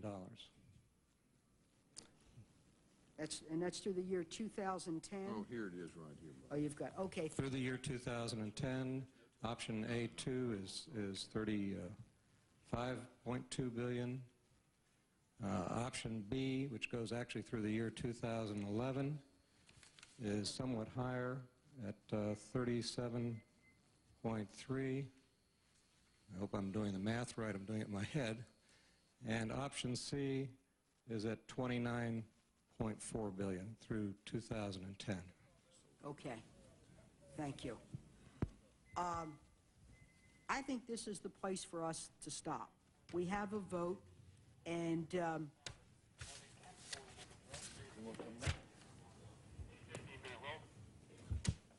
what I'd like to do is turn to Senator Bond, who has a statement, while we leave. Then we'll come back and we'll continue the hearing, in which we'll ask you to focus then on the science, the international partners, and then go to Q&A. Is that agreeable with everybody? Senator Bond, did you want to say something? And, Madam Chair, I appreciate that. I'm used to when Senator Bond is completed, the committee stands in recess until we return from the vote. Madam Chair, I'm quite used to having people walk out while I speak, but never have had such a distinguished group walk out. But there are some things that perhaps will be available in the record, and I wanted to make some comments to our distinguished witness. With the redesign options being presented to the President today, I think it is extremely important we give this issue thorough consideration. The U.S. aerospace industry is our most important industry, and it is key to our economic and national security. Not only does it produce the aircraft that keep our military strong and allow us to perform as we did in the Gulf, it provides millions of high-paying jobs on both the commercial and defense sides, not to mention the fact that it is our most important exporting sector. As we are talking about spending dollars in defense conversion, if we were to shut down our most significant high-tech program with the potential for high scientific achievements and good-paying jobs, and then try to force industries to convert into other areas, we would ignore not only past experience, which Norman Augustine has said in the defense industry, our efforts at conversion to commercial production have been unbroken by success. We would also ignore common sense. I believe NASA plays a key role in keeping our aerospace industry strong. The decisions we make in this subcommittee will, to a large extent, determine how much assistance NASA will be able to provide to U.S. companies. The decision of whether or not to go forward with a space station, a national aerospace plane, or a high-speed civil transport has ramifications well beyond those specific programs, and it is essential that we keep that in mind as we proceed with this year's appropriations bill. This year appears to be a very key year for NASA. I'm encouraged, on the one hand, finally to see some action in two critical areas. One, rebuilding our critical aerospace infrastructure, and two, investing in the aeronautics side of the house in technologies that have a direct application to commercial aerospace. And Mr. Golden, I appreciated the conversations we've had about that. You know my strong feelings on it, and I appreciate the directions you wish to move. On the other hand, I'm extremely concerned by the ongoing effort to scale back the space station. I believe space exploration and experimentation is very important. On the other hand, we face tough budget problems. We have to make tough choices. We must be sure that all programs, including the space station, make sense and can be funded before we go forward with them. I want to see a space station. I believe it will pay off in science, commerce, and healthcare. But I do not believe we should build an incapable station simply for the sake of having a station. I am concerned that we are perilously close to the point where we are redesigning the station out of existence. I'm not yet convinced that the administration is committed to following through on this project. There have already been reports in the paper that if we take the cheap option that is not really so cheap, option C, that our international partners are going to look at it and say, the hell with it, it's not worthwhile. And when you see the delays and the benefits and the opportunities, and you look at some of the associated costs that I hope to be able to touch on in the question and answer session, I think we could wind up spending almost as much money and have nothing to show for it. For that reason, I think it is vitally important that we resolve these questions and make sensible decisions, not try to get out on the cheap and wind up sacrificing any long-term scientific or commercial values. With that, I turn to my distinguished colleague from Montana to see if you have any comments, since we seem to be running the hearing. Yeah. Kevin, with your... I think we got abandoned. Well, Senator, thank you very much. And and Mr. Golden, in fact, it's nice to see you this morning. We hadn't talked yet and got on the telephone and visits about some things. I just want to make a brief statement, then I'll go vote too. And I want to do this. The space station, I think, is important, serving not only on this committee, appropriations for this particular agency, but I also serve on the authorizing committee, which is the Commerce, Science and Technology, and NASA. And we've already had one hearing on new materials. Senator Rockefeller wants to play a major role in developing new technologies, and I think we have an opportunity to do that, and also provide with this organization and the wonderful people that we have involved in NASA to be the infrastructure that will keep this country in the forefront in all science and technologies for the future. And that is, but we have to redefine what our mission is. My particular is not only the space station, but I think one of them is the development that will help us in our everyday life, and that is the space plane. The ability to fly from this country to Tokyo in 4 hours and move 300 people. The technology that it brings in new materials, composites, and this type of thing is going to take to develop this plane. And this technology is an inspiring thing. Whenever we can move people to any other part of the world in less than 4 hours is something that is mind-boggling. I think we're going too fast now. The other day, just on a commercial flight now, doing 500 miles an hour, and some guy's complaining because he's 5 minutes late. I said, my God, we really advanced here in science, you know, worrying about 5 minutes going through the air at 500 miles an hour. But the stuff that the NASA people are made of are things that can apply to everyday life. The technologies, and that's been the real spin-off and the real asset for this country is what we've developed for the sector and the average American. So with that, I'm going to concentrate my efforts, to be right honest with you, on that space plane, on something that we could apply to every day. And I know a shortcut. Don't get shook. How fast are you? I'm rapid when I have to be. But I'm going to devote quite a lot of my time in that area, in that particular development. And of course, it also is another stepping stone to what we can do in outer space also. But the American people that's picking up the tab, that's pulling this wagon, they want to see some of these benefits come back to them in everyday life. And I think this is probably one area where we can do that. And we have the capability of doing that. And I thank you for your patience of sitting up here and hearing a couple of politicians just drag on. I found it interesting. I thank the distinguished senator from Montana, and I declare the hearing adjourned. Yeah, you can visit. Come on, you got to go this way. This way.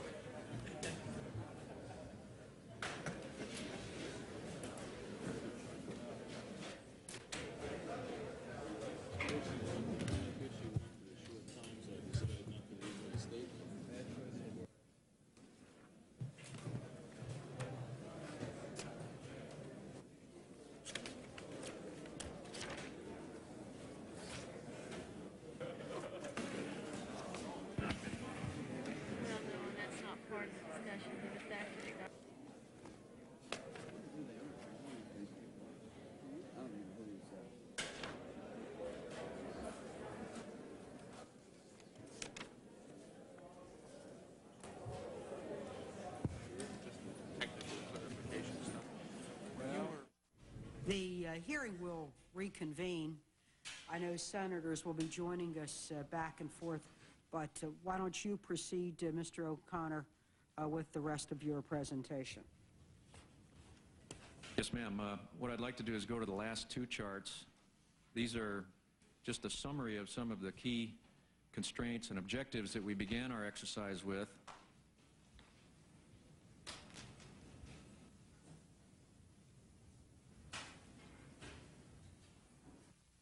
Now, this 90-day effort has been very fast-moving, and the last couple of weeks we have been putting our final schedules together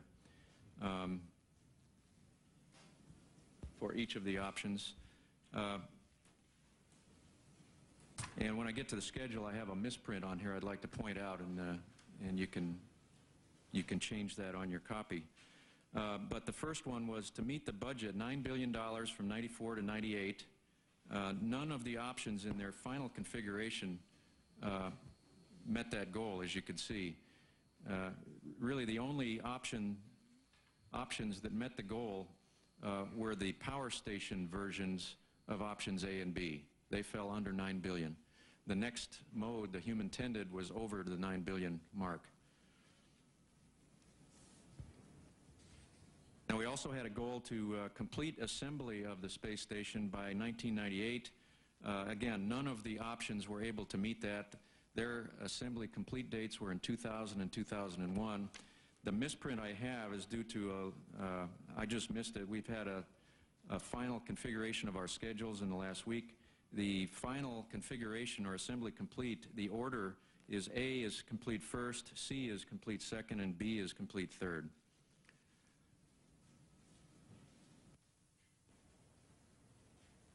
That's on the second line there, assembly complete. Should say A, C, B. Now, I'll let Bonnie talk about the high priority science in detail for you. I know you're interested in that. This is just the way that they turned out in summary fashion. The life sciences, I should point out, are very close in all three options. And the only difference really there is that there is a little bit more research crew time available with option C, because the crew is not doing as many EVAs and as much maintenance in option C during the year, and that frees them up for more of the life science physiology work. Initial on-orbit research in 1997. Both options B and A were able to meet that goal with the power station. Early permanent presence, which was another goal for us. Option C is the first one that allows people to stay up there all the time, and that's why they come out first there. Options A and then B are second and third. Reduced programmatic risk was also one of our goals. As you can imagine, the newer the design, the more the programmatic risk might be. And option B then has the least. Option C, which is the newest design and the most development work to do out in front of it, comes in third there. Now, we have taken that into account in the costing of these options, in the way we did the reserves and the assessments for program adjustments to allow for that extra development. The second page is lower cost operations, which was another goal that we were shooting for.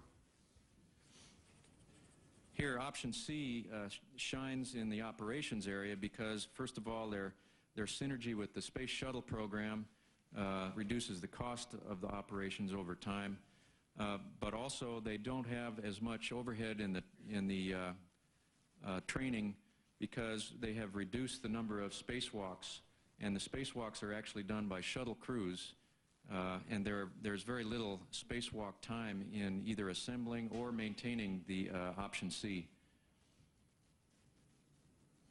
Reduced on-orbit assembly and shuttle launches. Option C has the fewest launches and the least amount of work to do in assembling it, again, using robotics and the EVA.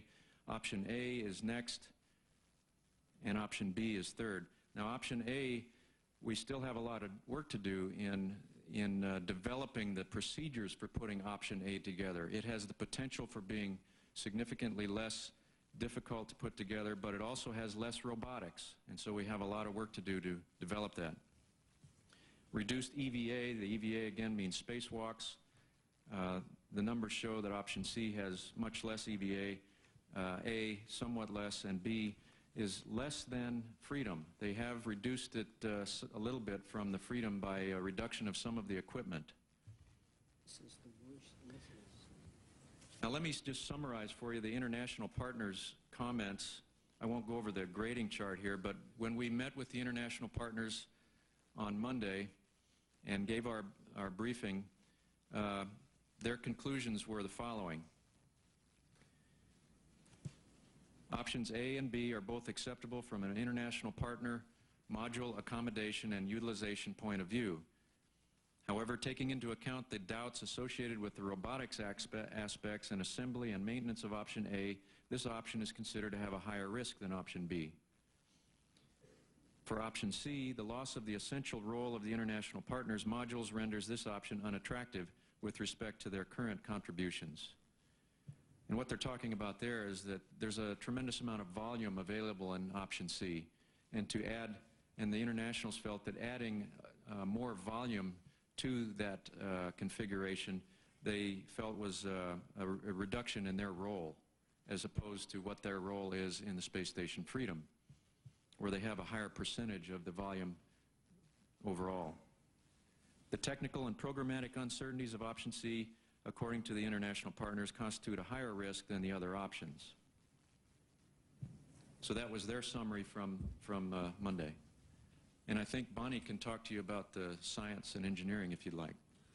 I would, and when I'd like also Dr. Dunbar to clarify what they mean by life sciences.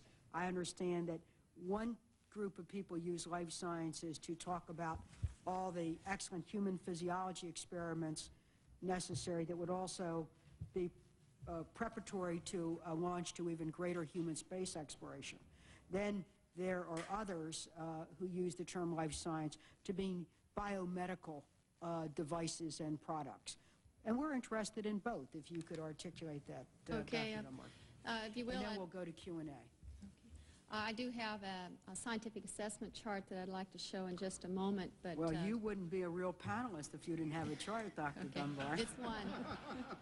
This is like a little rite of passage here. Let me start by just giving some broad background here and what our group did and how it operated.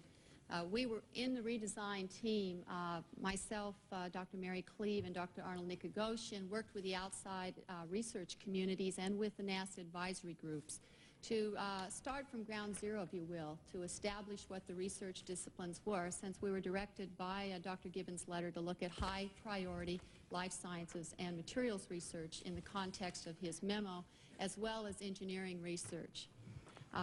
You will find in our report the references to life sciences, because that is exactly what Dr. Gibbons used, but in fact it does cover both what we consider human physiology, biological sciences that have to deal with animals, plants, and any life form, cell biology as well.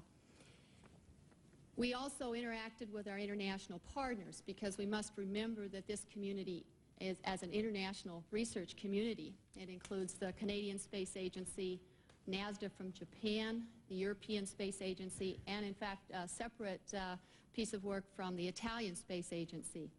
They are not only contributing hardware to the collective international laboratory, but they are providing hundreds of research projects and scientists, both from universities and from their industrial sector. I think it's interesting to note that the very discipline of gravitational biology is nearly 100 years old, and in fact was developed in Germany. There are many international conferences held around the world at the present time that look at life sciences, biology, material sciences or microgravity sciences, biotechnology, combustion, and fluid physics. Some of these are the International Astronautics Federation, the ESA conferences that have been held every 2 years since the flight of Skylab, as a matter of fact, as well as U.S.-based conferences sponsored by the American Institute of Astronautics and Aeronautics and the Materials Research Society and so forth. I'm going to focus, though, on the U.S. researchers and the disciplines that were identified by our different advisory bodies. These advisory bodies I can supply to you. There are about 8 different ones. They come from National Right, and Research. if you have a whole statement, we're going to put that in the record, but we'd like to move on that and then get to the questions in about 5 minutes. I should note that in looking at the disciplines, we came up with, within the two major disciplines, 25 different sub-disciplines, which included different areas of biological and engineering research, as well as the microgravity sciences, materials, biotechnology, combustion, and fluid physics. The researchers that we talked to span from coast to coast, from Stanford and Berkeley on the west coast to Yale on the east, from the University of Wisconsin down to the University of Alabama, Birmingham. We discussed with them the requirements for a space orbiting laboratory. We discussed with them on an ongoing basis what the options could provide. I should emphasize that we did receive separate memos from the National Research Council regarding the... Doctor, we don't need to process. We want to get to the Okay. outcome. Well, I think it's important, and I will get to the bottom line here, to understand how they assessed each of the options. I guess if we need... Let me get this on the... Say you just wanted her to understand. I know a good scientist always gives methodology and footnotes, and we'll include that. Well, we did. It's a part of that process is each time that we came up with an iteration on the options, that was faxed and FedExed to our various advisory groups, to the researchers that are involved with the space station. We also evaluated each of the capabilities of the options, and then we had held several telecons to discuss these capabilities as they related to the different sciences. I passed those to Dee Lee. I think had some hard copies for you. Are they upstairs? You have hard copy? Good. Life sciences is a broad umbrella. Dr. Dunbar, could you hold... Yes.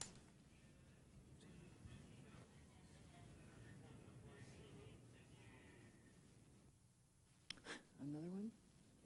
We have another vote, but if you could zip through your testimony before the second bell, that means you've got about 5 minutes. Okay. Then we'll come back and go right to Q&A. Okay. To address one of Senator Feinstein's question, a lot of our research in the area of life sciences or biological sciences do devote themselves to real Earth problems such as osteoporosis, which affects both astronauts and a large number of Americans, over 1 million Americans a year. And the combined study on both astronauts and with the medical community is leading to information on how that occurs. And it is, of course, about a $7 to $10 billion problem, medical problem in this country, and we have been working with the community for our nearly 15 to 20 years in that area. But in any case, we looked at each option, and we gave it a 5-point rating based only on the science capability, not on power and not on volume. But if I had this particular laboratory up there, could I, in fact, do the research? It was determined that the option A and B stages, which stop only at the human-tended capability, which limited the missions to about 20 days and a few times a year, provided none of the longer-term research in biotechnology and in biology and in some material sciences that the permanent human presence could provide. And in fact, it was only marginally better than being able to keep the Space Lab program going. However, in terms of engineering research, just putting up the structure, doing some propulsion studies, doing structural studies, fluid management, and so forth, that still gained engineering research information. Option A, at permanent human presence capability, had a large capability for all of the biological and life sciences. It could do the microgravity science while it was in attitude. Option A has 15 different attitude changes a year, so only spends about 75% of its time in a given microgravity attitude, which would require some timelining of the experiments. Unfortunately, those attitude changes did affect some of the engineering research that looked at the effects of atomic oxygen and orbital debris or the development of materials for other spacecraft. And that's an important part of engineering research. It's not only applied just to the station, but to developing many other orbiting satellites and platforms that we have. Option B pretty much retained all of the capabilities that, as you see identified on the left for Space Station Freedom. We still have some limitations in sensor, in fact, I think it was recovered in sensor development. Option C has some trade-offs for both solar inertial and local vertical. Option C optimizes its power by putting itself in a solar inertial mode, which affects some of the material science and fluid physics, and also some of the attached experiments for engineering research. It is able to support all of the biological sciences, and it has a larger power capability. In the local vertical position, it does maintain the microgravity environment, although the effects on a gradual beta, what's called a beta roll, are unknown. It rolls about 2 to 3 degrees a day. That does also have an effect on some of the engineering research. So I think what we found out of all of this is that there are trades. When one starts to build a smaller or a laboratory that costs less money, there are some trades. But unanimously, and as a general consensus, the research communities felt that any of these options were worth putting up and would be viable laboratories, and that it would, someone else would need to help make those trades on which area we would emphasize. I think that was an excellent summary, and we'll come back and ask more specific questions.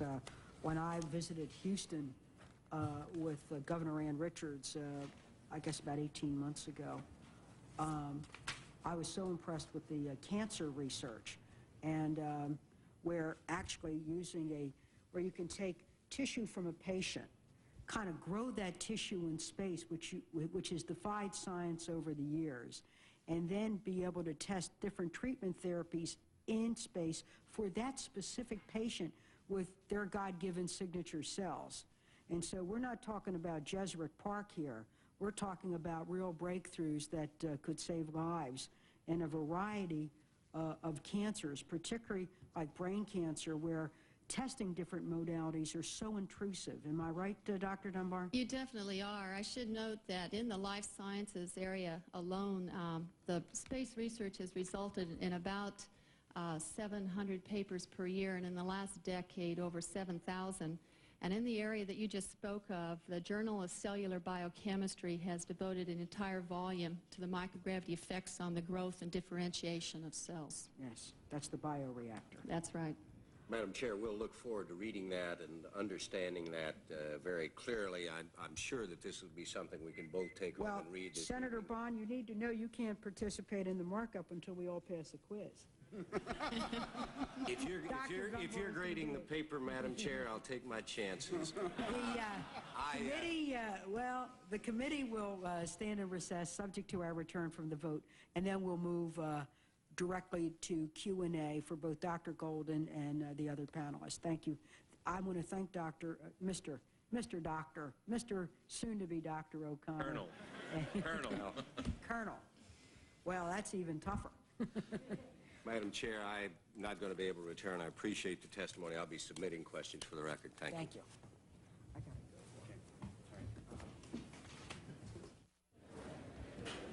The committee will reconvene, please.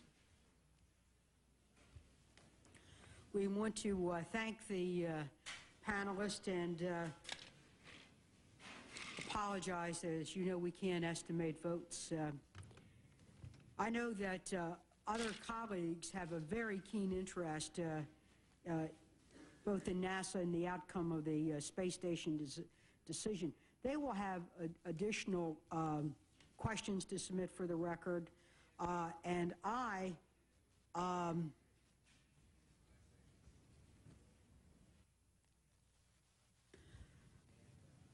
going to ask Mr. Golden that, as appropriate, we're going to poll the senators and their staff to see if they need an additional conversation to understand, because this is a highly technical question with high stakes for our government and our country's future.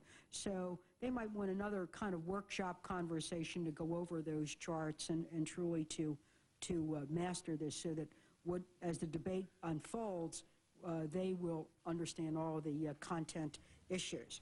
I have a quick question about process.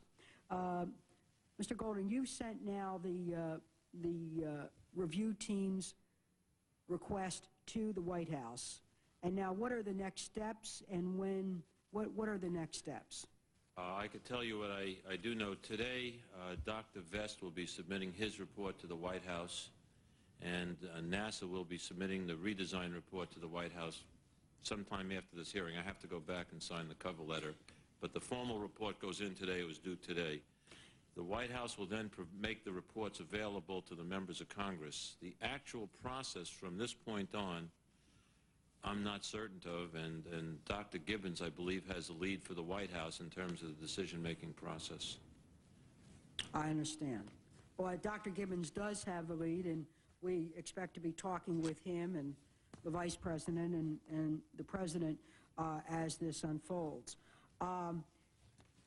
My questions will focus on the impact of the redesign on jobs, cost estimates, and the early science capability. But I'm going to ask a question before I do that about our international partners. Following both the technical press and what would be regarded as the popular press, they are very apprehensive about this and about this process. They've made major investments. Many of their own economies are going through difficult reassessments. And I wonder, I read in Space News that you were going to be talking with them next week. Is that right, or have you concluded your conversations? Oh, I met with them. I met with the leaders of all the space agencies. In fact, it was the first time all four of us got together in a room, as long as anyone could remember. We had a very, very good discussion. It was last Friday. And that was the meeting that I think you were referring to. And will there be subsequent meetings with them, or did they have a conclusion, or was that to express their concern? No, it was a meeting to discuss the issues, and they made an input into the redesign report that Brian O'Connor is submitting forward. And I might point out that our international partners have memberships on the Blue Ribbon Panel, and they are providing a section in the Blue Ribbon Panel report as an input. Then on Friday of this week, there's an international coordination meeting being hosted by the State Department, where there will be discussions on this issue also. That is a state lead. Is it what is their design preference? I could give you the sense that I have. Yes. The sense that they have is, to varying degrees, they felt that they could live with options A and B, although they did point out that there was concerns that they had relative to changing interfaces, that the data system may change and it could cause some changes for them.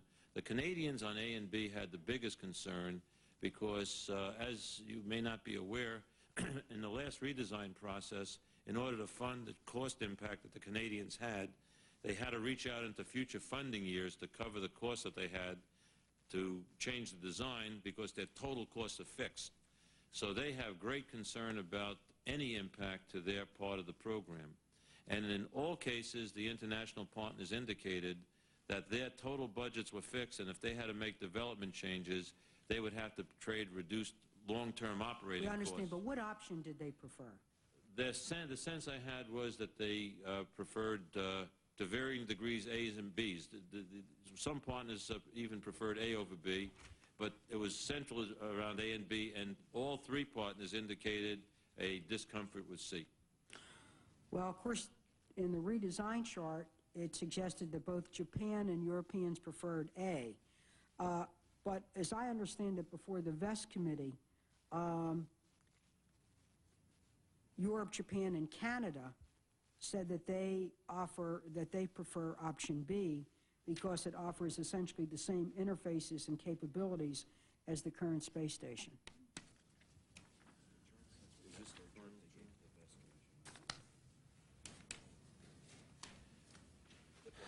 I could read to you the conclusions that they said in front of the advisory committee. Options A and B are both acceptable from an international partner module accommodation and utilization point of view. And they did put one however on it. However, taking into account the doubts associated with the robotics aspects of the assembly and maintenance of option A, this option is considered to have a higher risk than option B. And then they said, furthermore, for option C, the loss of the essential role of the international partners' modules renders this option unattractive with respect to their current contributions. The technical and programmatic uncertainties of option C constitute a higher risk than the other options. That was their summary conclusion, Madam Chair. Thank you. Well, I felt that that was an important issue to get on the record. As Senator Graham and I said, it was that it had to have the support of international partners. It had to be in a cost that was affordable and do significant science. Let's now go to the cost issues.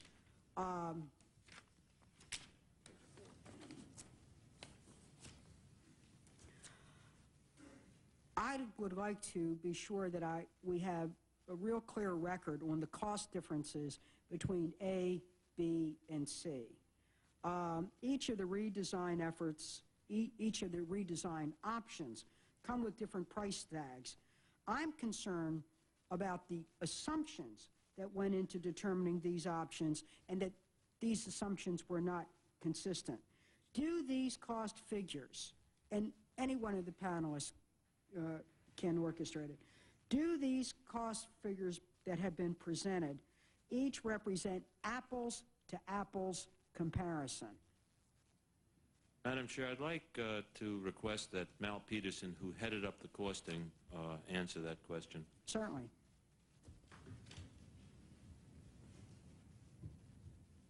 To the extent possible, the answer is they are all normalized to the same set of assumptions. Each has 10 years' worth of operations.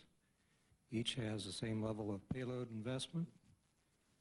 Their differences rest in the number of shuttle flights, the length of time it takes them to get to the permanent human capability configuration, and of course there are the differences in hardware costs and reserve levels. They all use the same management structure. There's differences, of course, between options A and B, and that for C because just of the character change between C being more heavily embedded in the shuttle infrastructure. Well, the committee received a memo. This is not an entrapment here. This is really to get at the cost. The subcommittee has a copy of a memo dated June 9th from NASA's chief engineer, Michael Griffin, that I believe they sent to you, Mr. Colonel O'Connor. And the memo contends that, in fact, the cost comparison for the three design options isn't apples to apples. And, in fact, option B has requirements that it carry an additional and maybe even arbitrary $3 billion more cost than option C. $2 billion of this cost is related to the number of shuttle utilization or dedicated science flights during the man-tended phase of the station, and $1 billion is for the reserve added for on-orbit assembly schedule. And if you factor out these changes, option B is only 7% more expensive to complete than C, rather than that 27% that seemed to be so in the charts. Do you want to comment on that? Yes, ma'am. As I mentioned when I showed you the schedules, the manifests, the option B team derived their schedule from exactly the same way that the Space Station Freedom is doing theirs, where they're trying to maximize the science that they're doing during assembly. And they use the same congressionally mandated 3 utilization flights per year during the assembly of option B as the Freedom does. Now you could say that's an arbitrary decision. It was not a requirement that we had in our study to do it that way. As I mentioned, if you take that utilization policy away, then they actually finish earlier, and there would be an adjustment in the cost.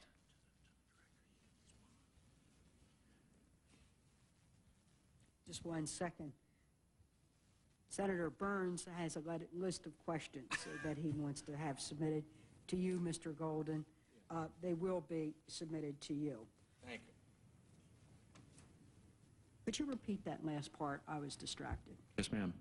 The option B team derived from Space Station Freedom, and they used exactly the same philosophy in assembling their space station as Freedom does, and used the congressionally mandated requirement of 3 utilization flights per year while they were assembling. Now, all of us were trying to continue doing do science as we built each of these three options. In some cases, the science is being done on shuttle missions. Colonel, I'm a little lost. Did, in fact, option B, as indicated by the agency's chief engineer, have to carry these $3 billion costs? In fact, has option B had to carry an additional cost of $2 billion related to the number of shuttle utilizations? And has it had to carry a $1 billion for reserve added on for on-orbit assembly that neither A nor C had to? The answer is no. Well, how would you comment on this memo? And I'm not holding it up to... Well, Are you I think familiar with this memo? the memo just states for the record that there was a difference in the way those two assemblies were put together. There was no requirement by our team to do it that way. They just chose to do it that way. And that's why we have to be careful when we brief this, that there is an apples and oranges distinction there. Only when you're talking about what it costs to get to the final stage, to the permanent human presence. In fact, what we were focusing on was 1994 to 1998. And in fact, it does bring the cost down a little bit for them during that time frame to do this sort of a schedule. So it's only when you're looking at that final... Colonel, did all three options live by the same commitment to early science activity? Yes, ma'am, but in a different way. Option A had some utilization flights, and they also made some of their assembly flights where they were outfitting the laboratory and the habitation module. They made those flights last longer so they could do science on those flights. So there is science going on during their assembly as well.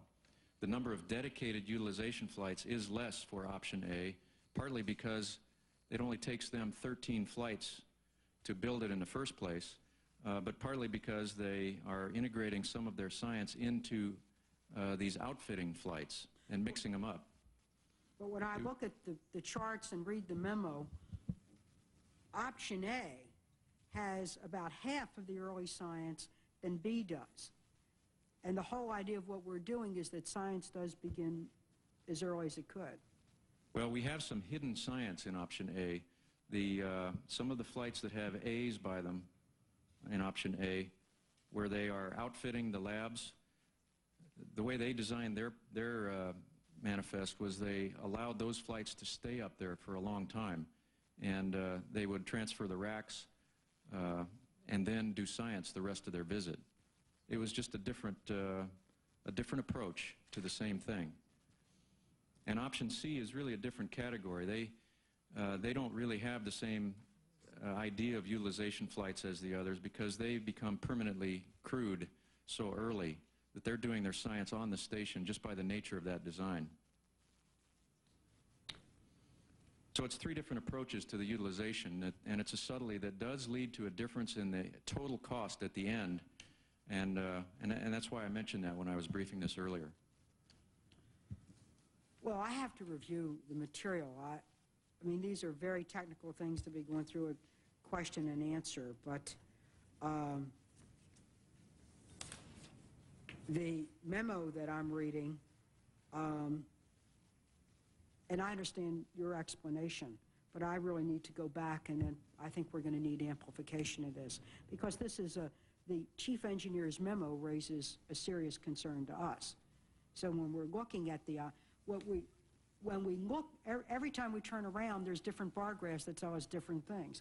One is what is the civilian cost. So we're trying to get at the real cost, the real total cost with apples to apples comparison, Mr. Golden, so that, and cost alone will not be the determining factor, but it does help us determine those options that will be the most sustainable through a multi-year process.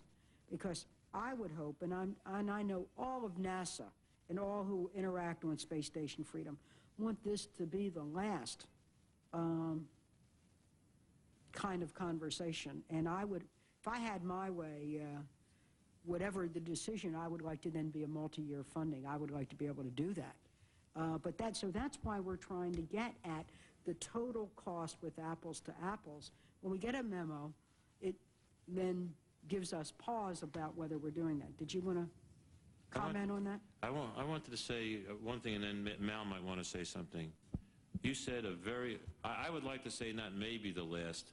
This has to be the last. If we have to go through another redesign of the space station, I don't know that the agency could withstand another exercise like this. This has been an incredibly stressful exercise.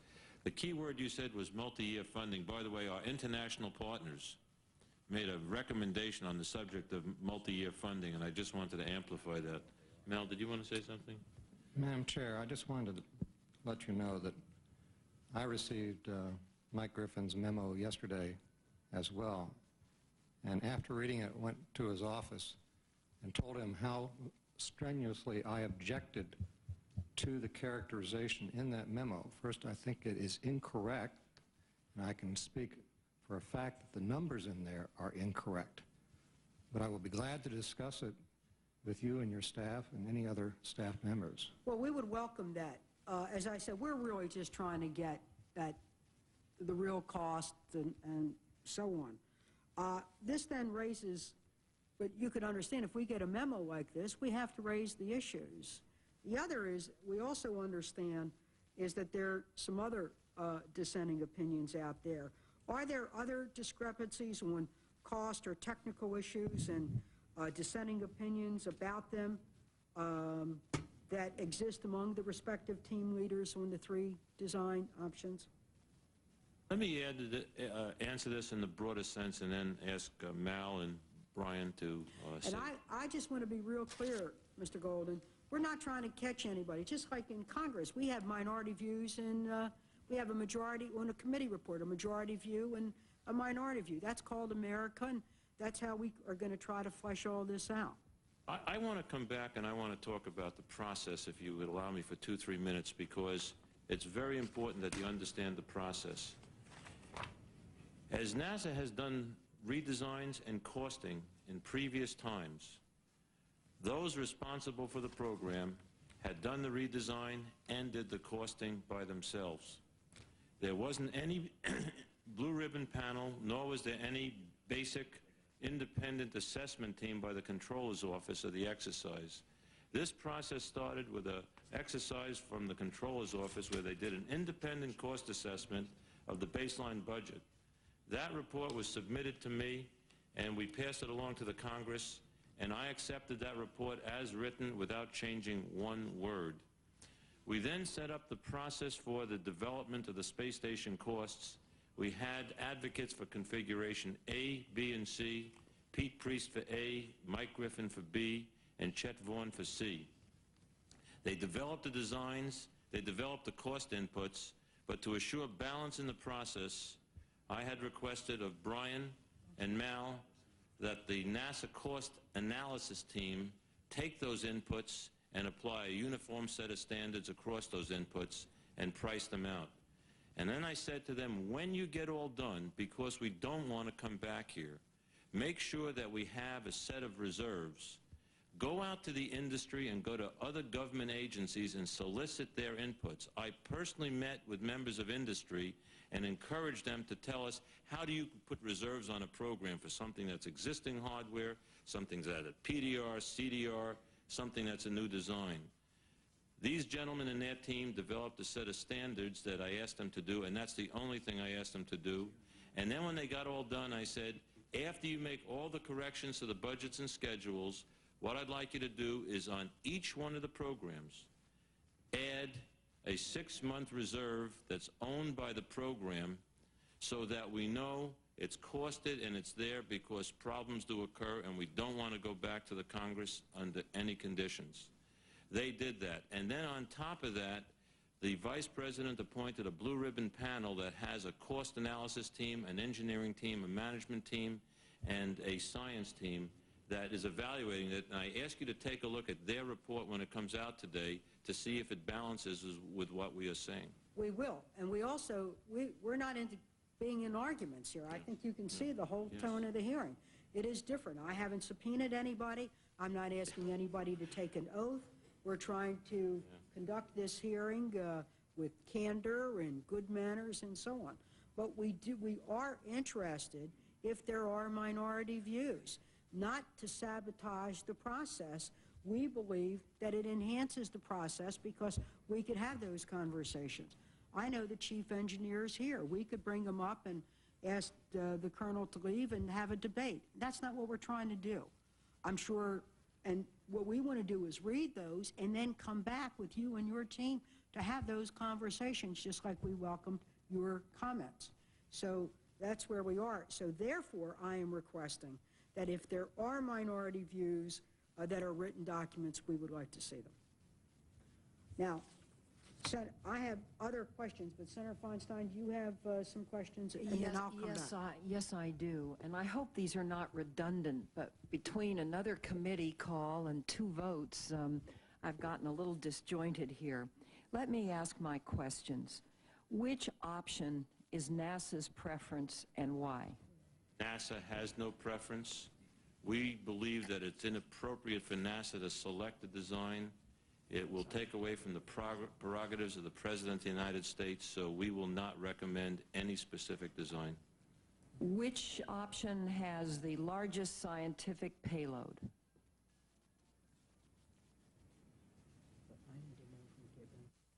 In terms of capacity, you could fit more racks into option C than you can into the others. In terms of orientation of the vehicle and available power, option B has a better power level. It has a better scientific availability capability. It has a better Earth viewing capability.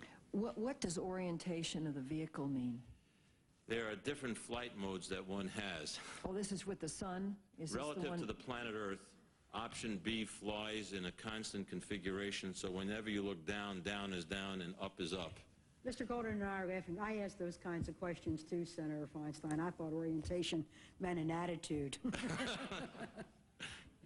And what happens with option C, because because in order to get maximum power and the solar rays can't move relative to the vehicle, you have to rotate the whole vehicle, and as a result, down isn't always down and up isn't always up. In All right, so if I understand it, C for capacity and B for orientation of vehicle and power. Yes. Now, could I just talk about the capacity for a minute?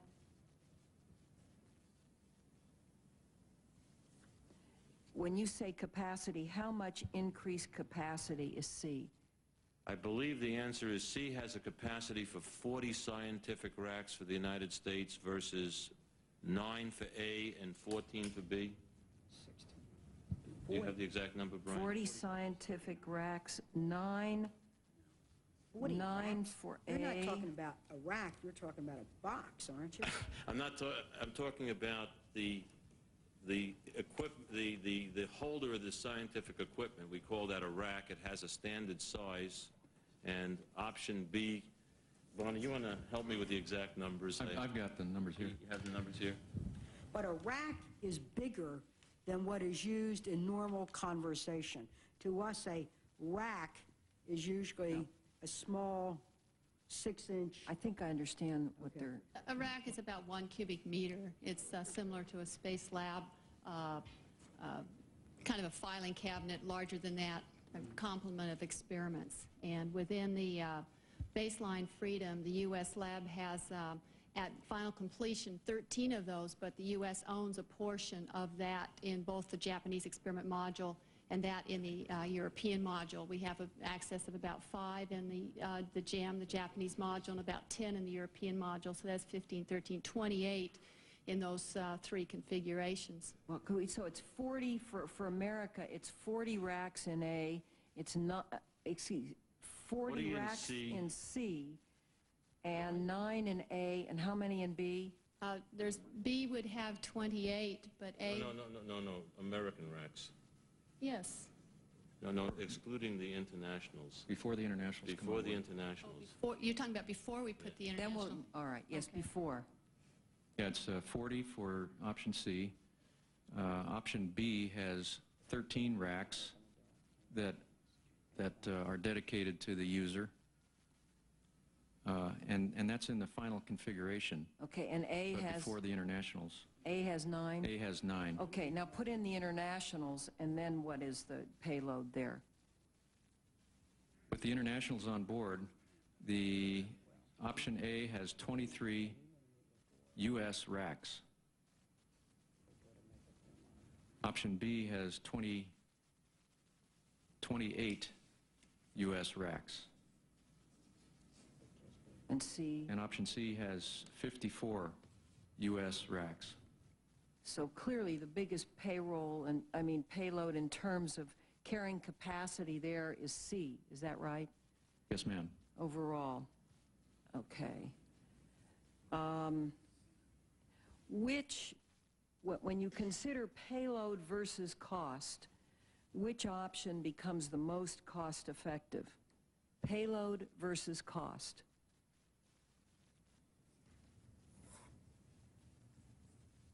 Well, if you're talking about the payload that we just talked about, option C. It may be other things besides racks. Okay, because there are other issues besides just the amount of racks. Include everything. What has the greatest payload versus cost? I don't think we have actually gone through that exercise. I'd like to ask that you do and get that information to me. What have the national partners, the international partners, do they have a choice of options? A preferred choice? In essence, if you would take the sense of them, for the most part, I would say they like B, some of them like A, and they like C the least. Can you tell me which is which country prefers what? It's in your chart. It's in your handout on the last page. This is the way they ranked each of the first line, international partners, is just the total summary for all of them, and then each country is listed in their preference. All right, so clearly in this one, B comes through as the most preferred by Canada, Japan, which is AB, and Italy. Okay. There is a draft memo here with, not that this is a major factor, but it is and it isn't, of employment. And if you take, listed here as the original Freedom vehicle, direct contractor personnel 17,000, civil servants 2,400. Do you have those figures for A1, A2, B, and C? There have been a number of attempts to do that. The problem we are having in coming up with a impact with the details is we have to know what configuration, what prime contractor, where is everything going to be. We don't have that detail done for all possible configurations. I would say that if you just take a look at the total dollar level, that's one indication, but if you take a look at the three options, option B in terms of disruption would probably have the least disruption, option A next, option C the most, but when it all settles out, it's the total dollar level that one is going to have, and it'll be the shifting around as to where the different contractors are going to be, and that's the one thing that we don't have a good handle on, and we cannot do until we understand which option the President wants and how we are going to execute the details of the management plan. Okay, let's concentrate right now on what seems to be evolving, at least in the other countries' preferences, option B. If I understand the cost from your bar graphs, B goes to 98 with a cost of $13.3 billion. And total costs, $19.3 billion. I guess that's through, when it's total, that's through what year? Okay, that's through to completion. And completion? Which is in December of 2001. Okay, so 2001. Now, Senator Mikulski was asking about employee costs. Is that included in the 2001 $19.3 billion cost? The answer is no. The employee cost, civil service employee cost, if you added to that, would be roughly $0.5 billion. Each year?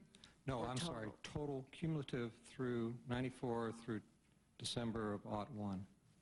So you would give that figure, what was it, 0.5? 0.5 billion. So it would take the total cost up to 19.8.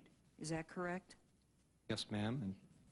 And would you add the same to each of the other alternatives? Yes, ma'am. Okay, so it's 0.5 for employees. Okay.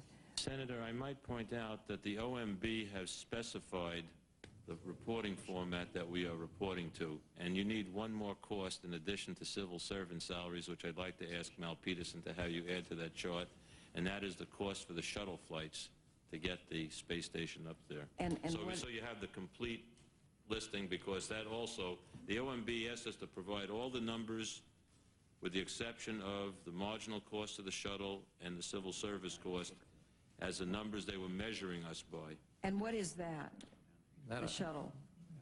That number for option B is 1.7 billion through permanent human capability.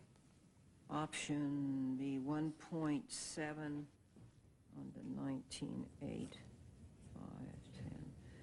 So that's 20.5, is that right? Yes, ma'am. Could you give it, do you have those figures for each of the others? 20.5? For So that's, the two option A options, through permanent human capability, which occurs earlier for the A options, it's 1.1 billion in shuttle launches at the marginal cost. Has it all lined out with civil service and shuttle and everything added. so the total is what? Down here, it depends on which Okay. option. So I just was handed something. So then, with everything all added, is this correct? Option A1 is 27.6, A2 27.2, B 30.3, and option C 25.2. Those figures are all... I'm sorry, there's a little bit of that has to be added to that. That comparison excluded the payloads from that, so you would have to add the payload costs, which were in the previous starting number that we were talking about. When we were talking about 19.3 billion for the option B, we included the payloads in that number, and that is approximately $2 billion. So, I mean, the chart that you've just been handed. So you'd add $2 billion to 30.3? Yes, ma'am. Approximately. It's, I can give you the precise number. So that would take it up to 32.3, right? Yes, I rounded it off. And It's would you add so that large. same amount to the others? Essentially, there's slight differences among the option because of the timing that's involved. Is the answer yes? The answer is approximately yes. So it's $2 billion on to each of them. Is that right? Yes, ma'am. So that takes it up to 29.6, 29.2, 32.3, and 27.2 total cost. Everything, right? Yes, ma'am. And what are you going to be coming to the Congress for each year for each of these? I'm sorry. What are you? What are you going to be asking for annually for each of these to get them to the numbers you need? I have all that information.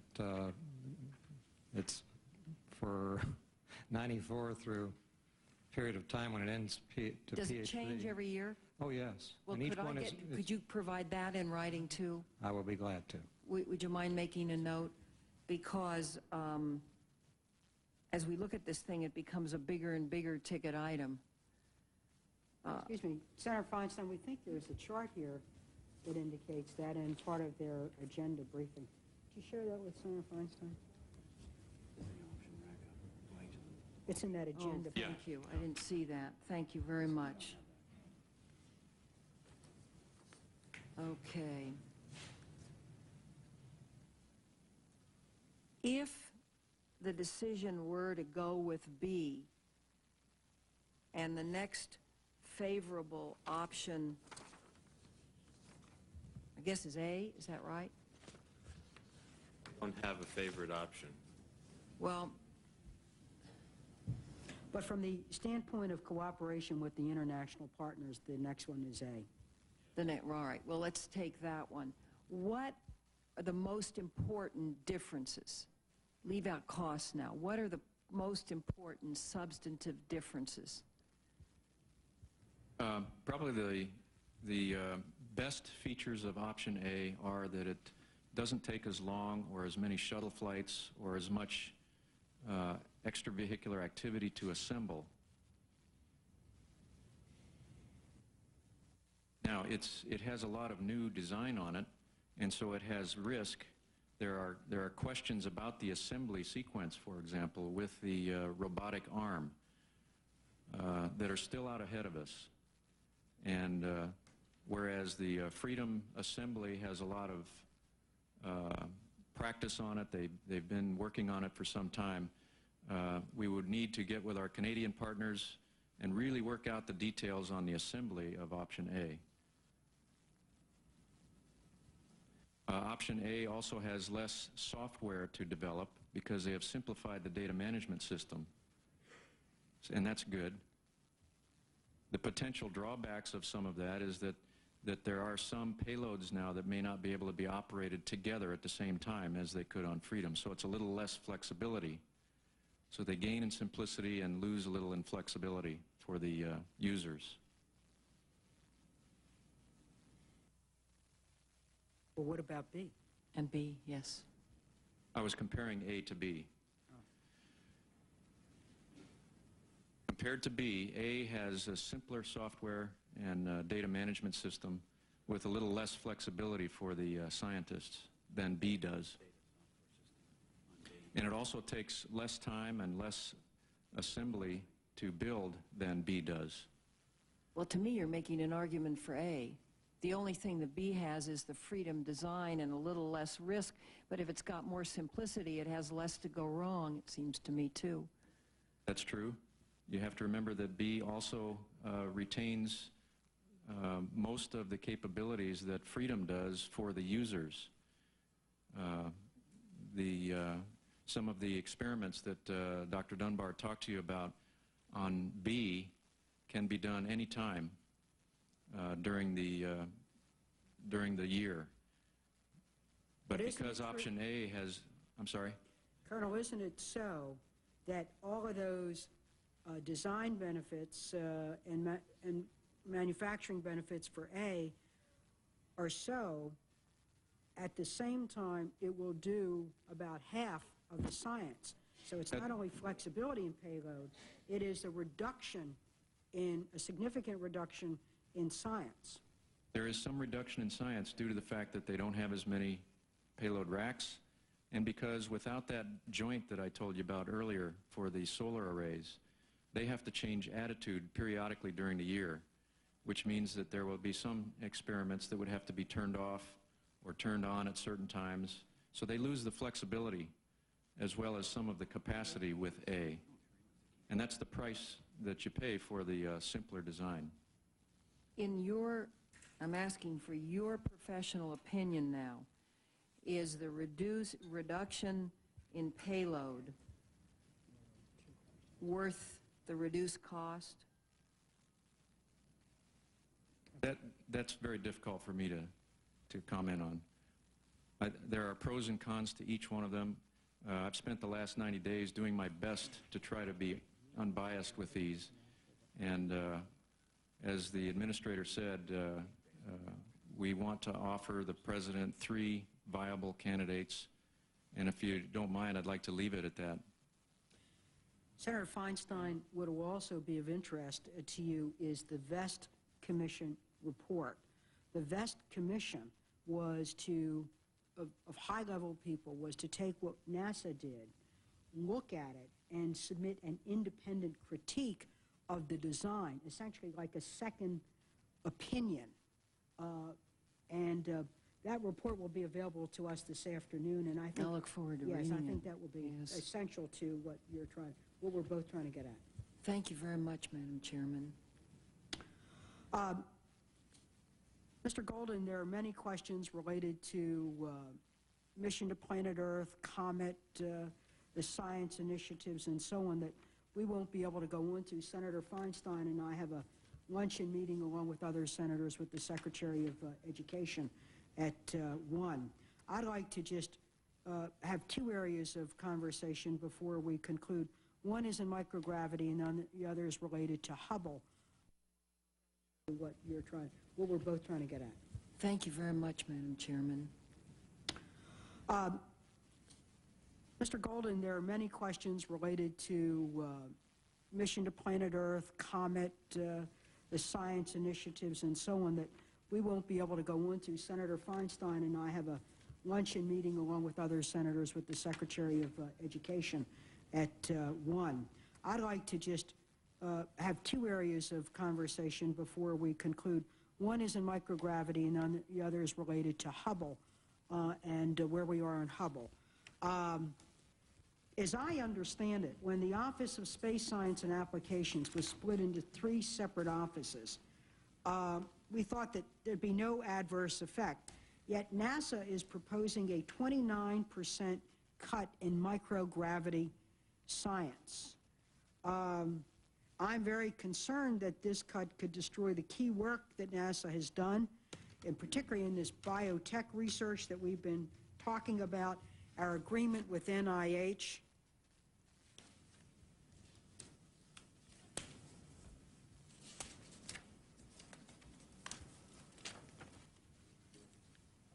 The reduction in budget that you see grows out of the way in which the budget was restructured with the creation of the budget for the new space station.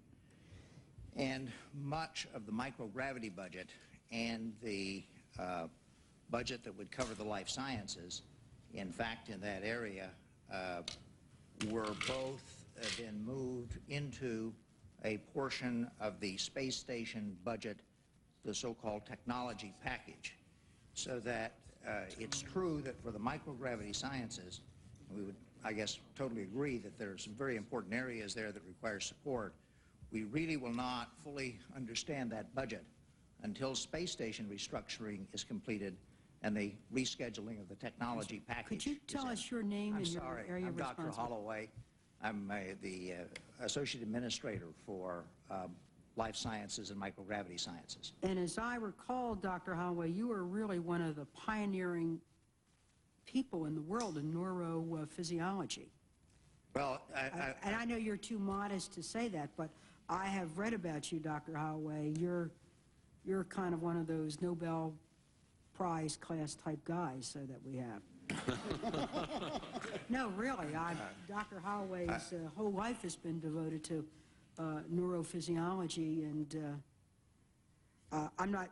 Well, let me then, and I'm sure you're more comfortable with researchers to find the cures for how to shrink brain tumors than budgets. Believe me, sometimes it's harder to shrink budgets than brain tumors. Let me go to that question then. If we say that restoring this cut is assumed as part of the newly configured space station budget, I find that hard to compute. In 1993, only $10 million of the microgravity budget went for space station flight experiments. The budget proposes a cut of $60 million in microgravity below fiscal year 1993. What happened to the $50 million? Madam Chair, it's a little deception in this budget authority. There is going to be $35 million of carryover from 93 that will be applied, 30 million of which will be applied to 94. And Well, so, why wasn't it spent? because of the change in the station, we had a lot of money in for station. It was in the 93 budget, we had $49 million in for station facilities. With the changes in station, that was reduced, and a reserve was created that was then to be applied in 94. Well, will the forthcoming budget amendments propose restoring this $50 million, regardless of what the president decides, or what's going to happen? Two, this money in microgravity research, which is whether it's done, and I remember when the first shuttle went up, Dr. Dunbar, I believe you were the first life science shuttle. Weren't you on that?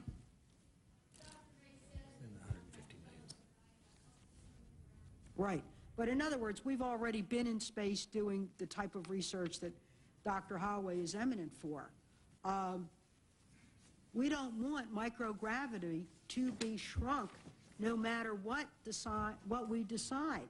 This is one of the whole reasons we're in this to begin with. Assumed in the payloads in the redesign, what was just handed me, is a sizable amount of money for microgravity sciences that would restore that budget. Well, what does sizable mean? About $75 million. Well, let me then rephrase. The budget proposes a $60 million microgravity, $60 million in microgravity below the fiscal year 1993. When all is said and done in restorations or so, will we have restored that $60 million? Yes, with the application of the reserve, Madam Chair, from 93. Will it be more than the $60 million? More than the $60 million? Yes, will it be 70, 75? It would be a growth of about 10 to 15%, I believe, but I can't be certain of that. Well, I think we'd like to know that, and I think you We want take an action to get you back that number? Yes, yes. And because the whole issue of microgravity, the work of the bioreactor, the work of then those things to be done are part of the core of why we're willing to do this. If we then, while we're trying to think A, B, C, if we don't have the money to do the research, then all we're doing is, and we want to be sure that the microgravity is funded, regardless of what the decision is, that that research continues to go on. We in NASA agree with you, and we will get you those numbers. We believe they're correct, but we did have an accounting change that has caused us a little confusion, but we're trying to comply with the OMB. We will get you the number within a day. Do you feel comfortable with that, Dr. Holloway? I certainly do. We've had a great deal of support from the administrator in the microgravity area, and I feel no question about that at all. Thank you very much. Well, now let's go into Hubble. Hubble, the repair mission in which we're going to get a contact lens for Hubble, is now scheduled for 1993. There were a number of series of recommendations to make sure that mission is a success, and it has to be a success. One of their recommendations was the appointment of a mission director on whose desk the buck would stop to make sure there was. Have you appointed that director, who it is, and where are we? Yes, his name is Randy Brinkley, and he is the mission director. I believe he's been in place for a number of months. We didn't even wait for the report to come out. We took action on it immediately, as soon as the panel had an interim recommendation. Well, we look forward to meeting him, and are we on schedule for the December fix? Yes. First, let me say we would be pleased to have him meet you. You name the place, we'll have him meet you. Secondly, there are a number of key events we have to go through. Probably the single most important event is the joint integration simulation, which the panel also recommended, and that's where we're going to validate the EVA time. That occurs in October. That is really the go, no-go gate that we have to go through. That is the most important activity that we have on the agenda. We do have some simulations in June, but we want to wait till that full end-to-end simulation to be sure we have each point of the timeline worked out. And at that point in time, I think it would be very appropriate, as soon as we complete that task, to come and give an immediate report to the committee. One of the great disappointments I had in chairing this committee is when Hubble went wrong. As you know, Hubble has such a strong tie to Maryland, and it was really to look to the edges of the universe So when all of that mess occurred, Senator Garn and I held those oversights. Now we're looking forward to its repair, but we're also looking forward then to who's going to pay for this repair. The corrective optics or contact lenses that will go on Hubble, I understand, will cost $50 million. The analysis that led to deciding how to repair that telescope cost another $36 million. So when we got it right, it was going to be right. What are we doing to recover this $86 million in taxpayers' funds from the contractor that built the original mirror that has caused these significant problems? Since we're in the middle of some legal consideration, I'd like to ask the NASA legal counsel to come and answer that question. Ed Frankel?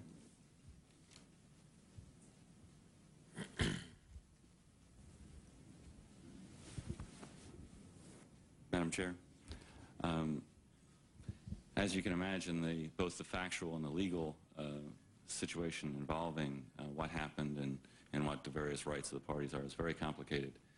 We have been in extensive discussions with the Department of Justice, and we are in the process of discussing that with the contractor who performed the work, plus the successor in interest to that contractor. We are in negotiations to see how that's going to resolve, including determining what legal actions might be available to us should we decide that is necessary. I really can't comment too much further than that, but we are in the midst of those discussions. Well, Counsel, we understand the sensitivity of these issues. I do have other questions, and perhaps we'll discuss those at an executive session meeting, and we'll pursue those. Thank you. But what you're saying is there are efforts underway by both NASA and the Justice Department to recover cost, and anything else that would be said on the record now could jeopardize those negotiations. Yes, ma'am. And we acknowledge that. Mr. Golden, we also understand that Hubble is running a shortfall of about $11 million. It looks like maybe I need new bifocals here. $11 million. And in addition to that, we've been told that the Hubble telescope is being asked to absorb another $50 million in reductions in mission operations. That could mean a 25% cut in the staff of the Space Telescope Institute. Given the importance of Hubble, why are we running a shortfall in '94? Should we anticipate these cutbacks, and where are we? Madam Chair, I'm Wes Huntress. I'm the new Associate Administrator for Space Science. In fact, we do have a shortfall in the MO&D budget across the Office of Space Science, and that's the $50 million number that you mentioned. We are presently in the process of determining how, in fact, to deal with that situation. We have a process put into place that involves the science community to determine what the effects would be on our various missions, including Hubble. And at the moment, there is no effect on Hubble through the first reflight in December. And after the '94 budget comes out, we will then examine how we would deal with any potential shortfall in the MO&D area across all of our missions. But Hubble is a high priority mission because of the repair. Shouldn't it get protected in some way? Oh, through the repair mission flight in December, it is protected. There's no shortfall in that mission. But then, having gone through this tremendous expense, will we have the resources then to take advantage of the restoration of it to its original capability? Are we going to go through a massive set of shuttle flights and fixing it and making sure the mirror works, only then to start to cut back on its mission? There is no doubt that the Hubble is one of our premier science facilities in the Office of Space Science. There's no doubt about that at all. And to that extent, we will do our utmost to protect its scientific capability. What we have looked at, so far are efficiencies that we might be able to achieve in the operations of the Space Telescope. Well, One last question, and that goes to Mission to Planet Earth, which we won't go into in great detail, but we know has of special interest to the Vice President. I hope that Mission to Planet Earth doesn't become another space station problem where we continually lose focus and have reviews and so on. Are we on track on Mission to Planet Earth, or are we still going through more reviews about Mission to Planet Earth? Right now, I believe we are on track. We have the EOS-8 platform under contract with, I was going to say GE, the Martin Company, because Martin acquired GE. We have a series of studies that we're doing on the next spacecraft in that series with 4 contractors. We have started up the EOS DISC contract, and the only study that I know of that we have going on right now is we set up a new program management control approach to baseline programs before we go out with a request for proposal. So since EOS DISC is in the startup phase, we've asked for a baseline review to establish that they have the proper budgets, the requirements are stable, that we have the proper resources, that the contractor has the proper facilities, that NASA has the proper people to manage that activity, and that we will have a validation that we're on track. And that's the only study that we have going on right now that I know of. Well, on March 24th, in correspondence to the White House, to Dr. Gibbons, the science advisor to the President, in that letter, you said there'd be yet another review of the EOS project within the next few months, and yet this mission has undergone 2 major independent reviews in the last couple of years. This is your letter.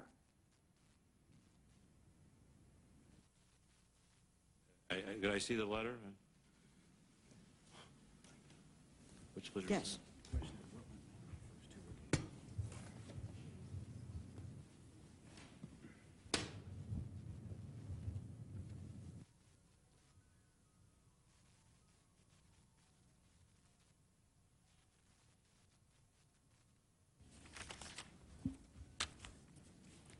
I think this refers to exactly this baseline review that I was talking about on the EOS DISC to just establish. So it's the same review? It's the EOS DISC, yeah. And in fact, the bullets that I just verbalized to you are called out here in terms of what we're planning to look at to establish that all the contract is in proper working order. In fact, I had a meeting with the CEO of our contractor, Mike Armstrong of Hughes. He thought it was a good idea, so we're all going to do it jointly together to establish that we have a good baseline. So that was the purpose. Okay, thank you. Well, Mr. Golden, thank you for that. And I also want to express my thanks to the entire NASA team that has participated in this unprecedented quick step, and obviously it was a very quick step, highly pressured review of Space Station Freedom and its options. For all who participated, we really thank you as we look forward to the Vest Commission's reports, to conversations with the White House on its final decision. We also want the people, though, at NASA to know that we know that NASA isn't only involved in the Space Station Freedom, though it is certainly one of the major science endeavors that we have underway. Issues like Hubble and Mission to Planet Earth and all the other planetary science and things that we could elaborate on in the 7 centers that serve NASA, to the people who keep on launching regardless of what the mission is. We're all very, very grateful. So I'm expressing that to you, Mr. Golden, but I'm expressing it to all of NASA, and I know that they're extremely frustrated, and we would hope now that we truly can come to closure on that. There will be further discussions that we have with you. As you know, this committee has always worked on a bipartisan basis in terms of arriving at what we think are the best decisions. Even with we continue to share that Senator Graham has been actively engaged in this, and we'll look forward to additional conversations with you and other members of your team. So we thank you, we thank all of NASA, and that concludes today's hearing. The VA HUD Subcommittee stands in recess subject to the call of the chair.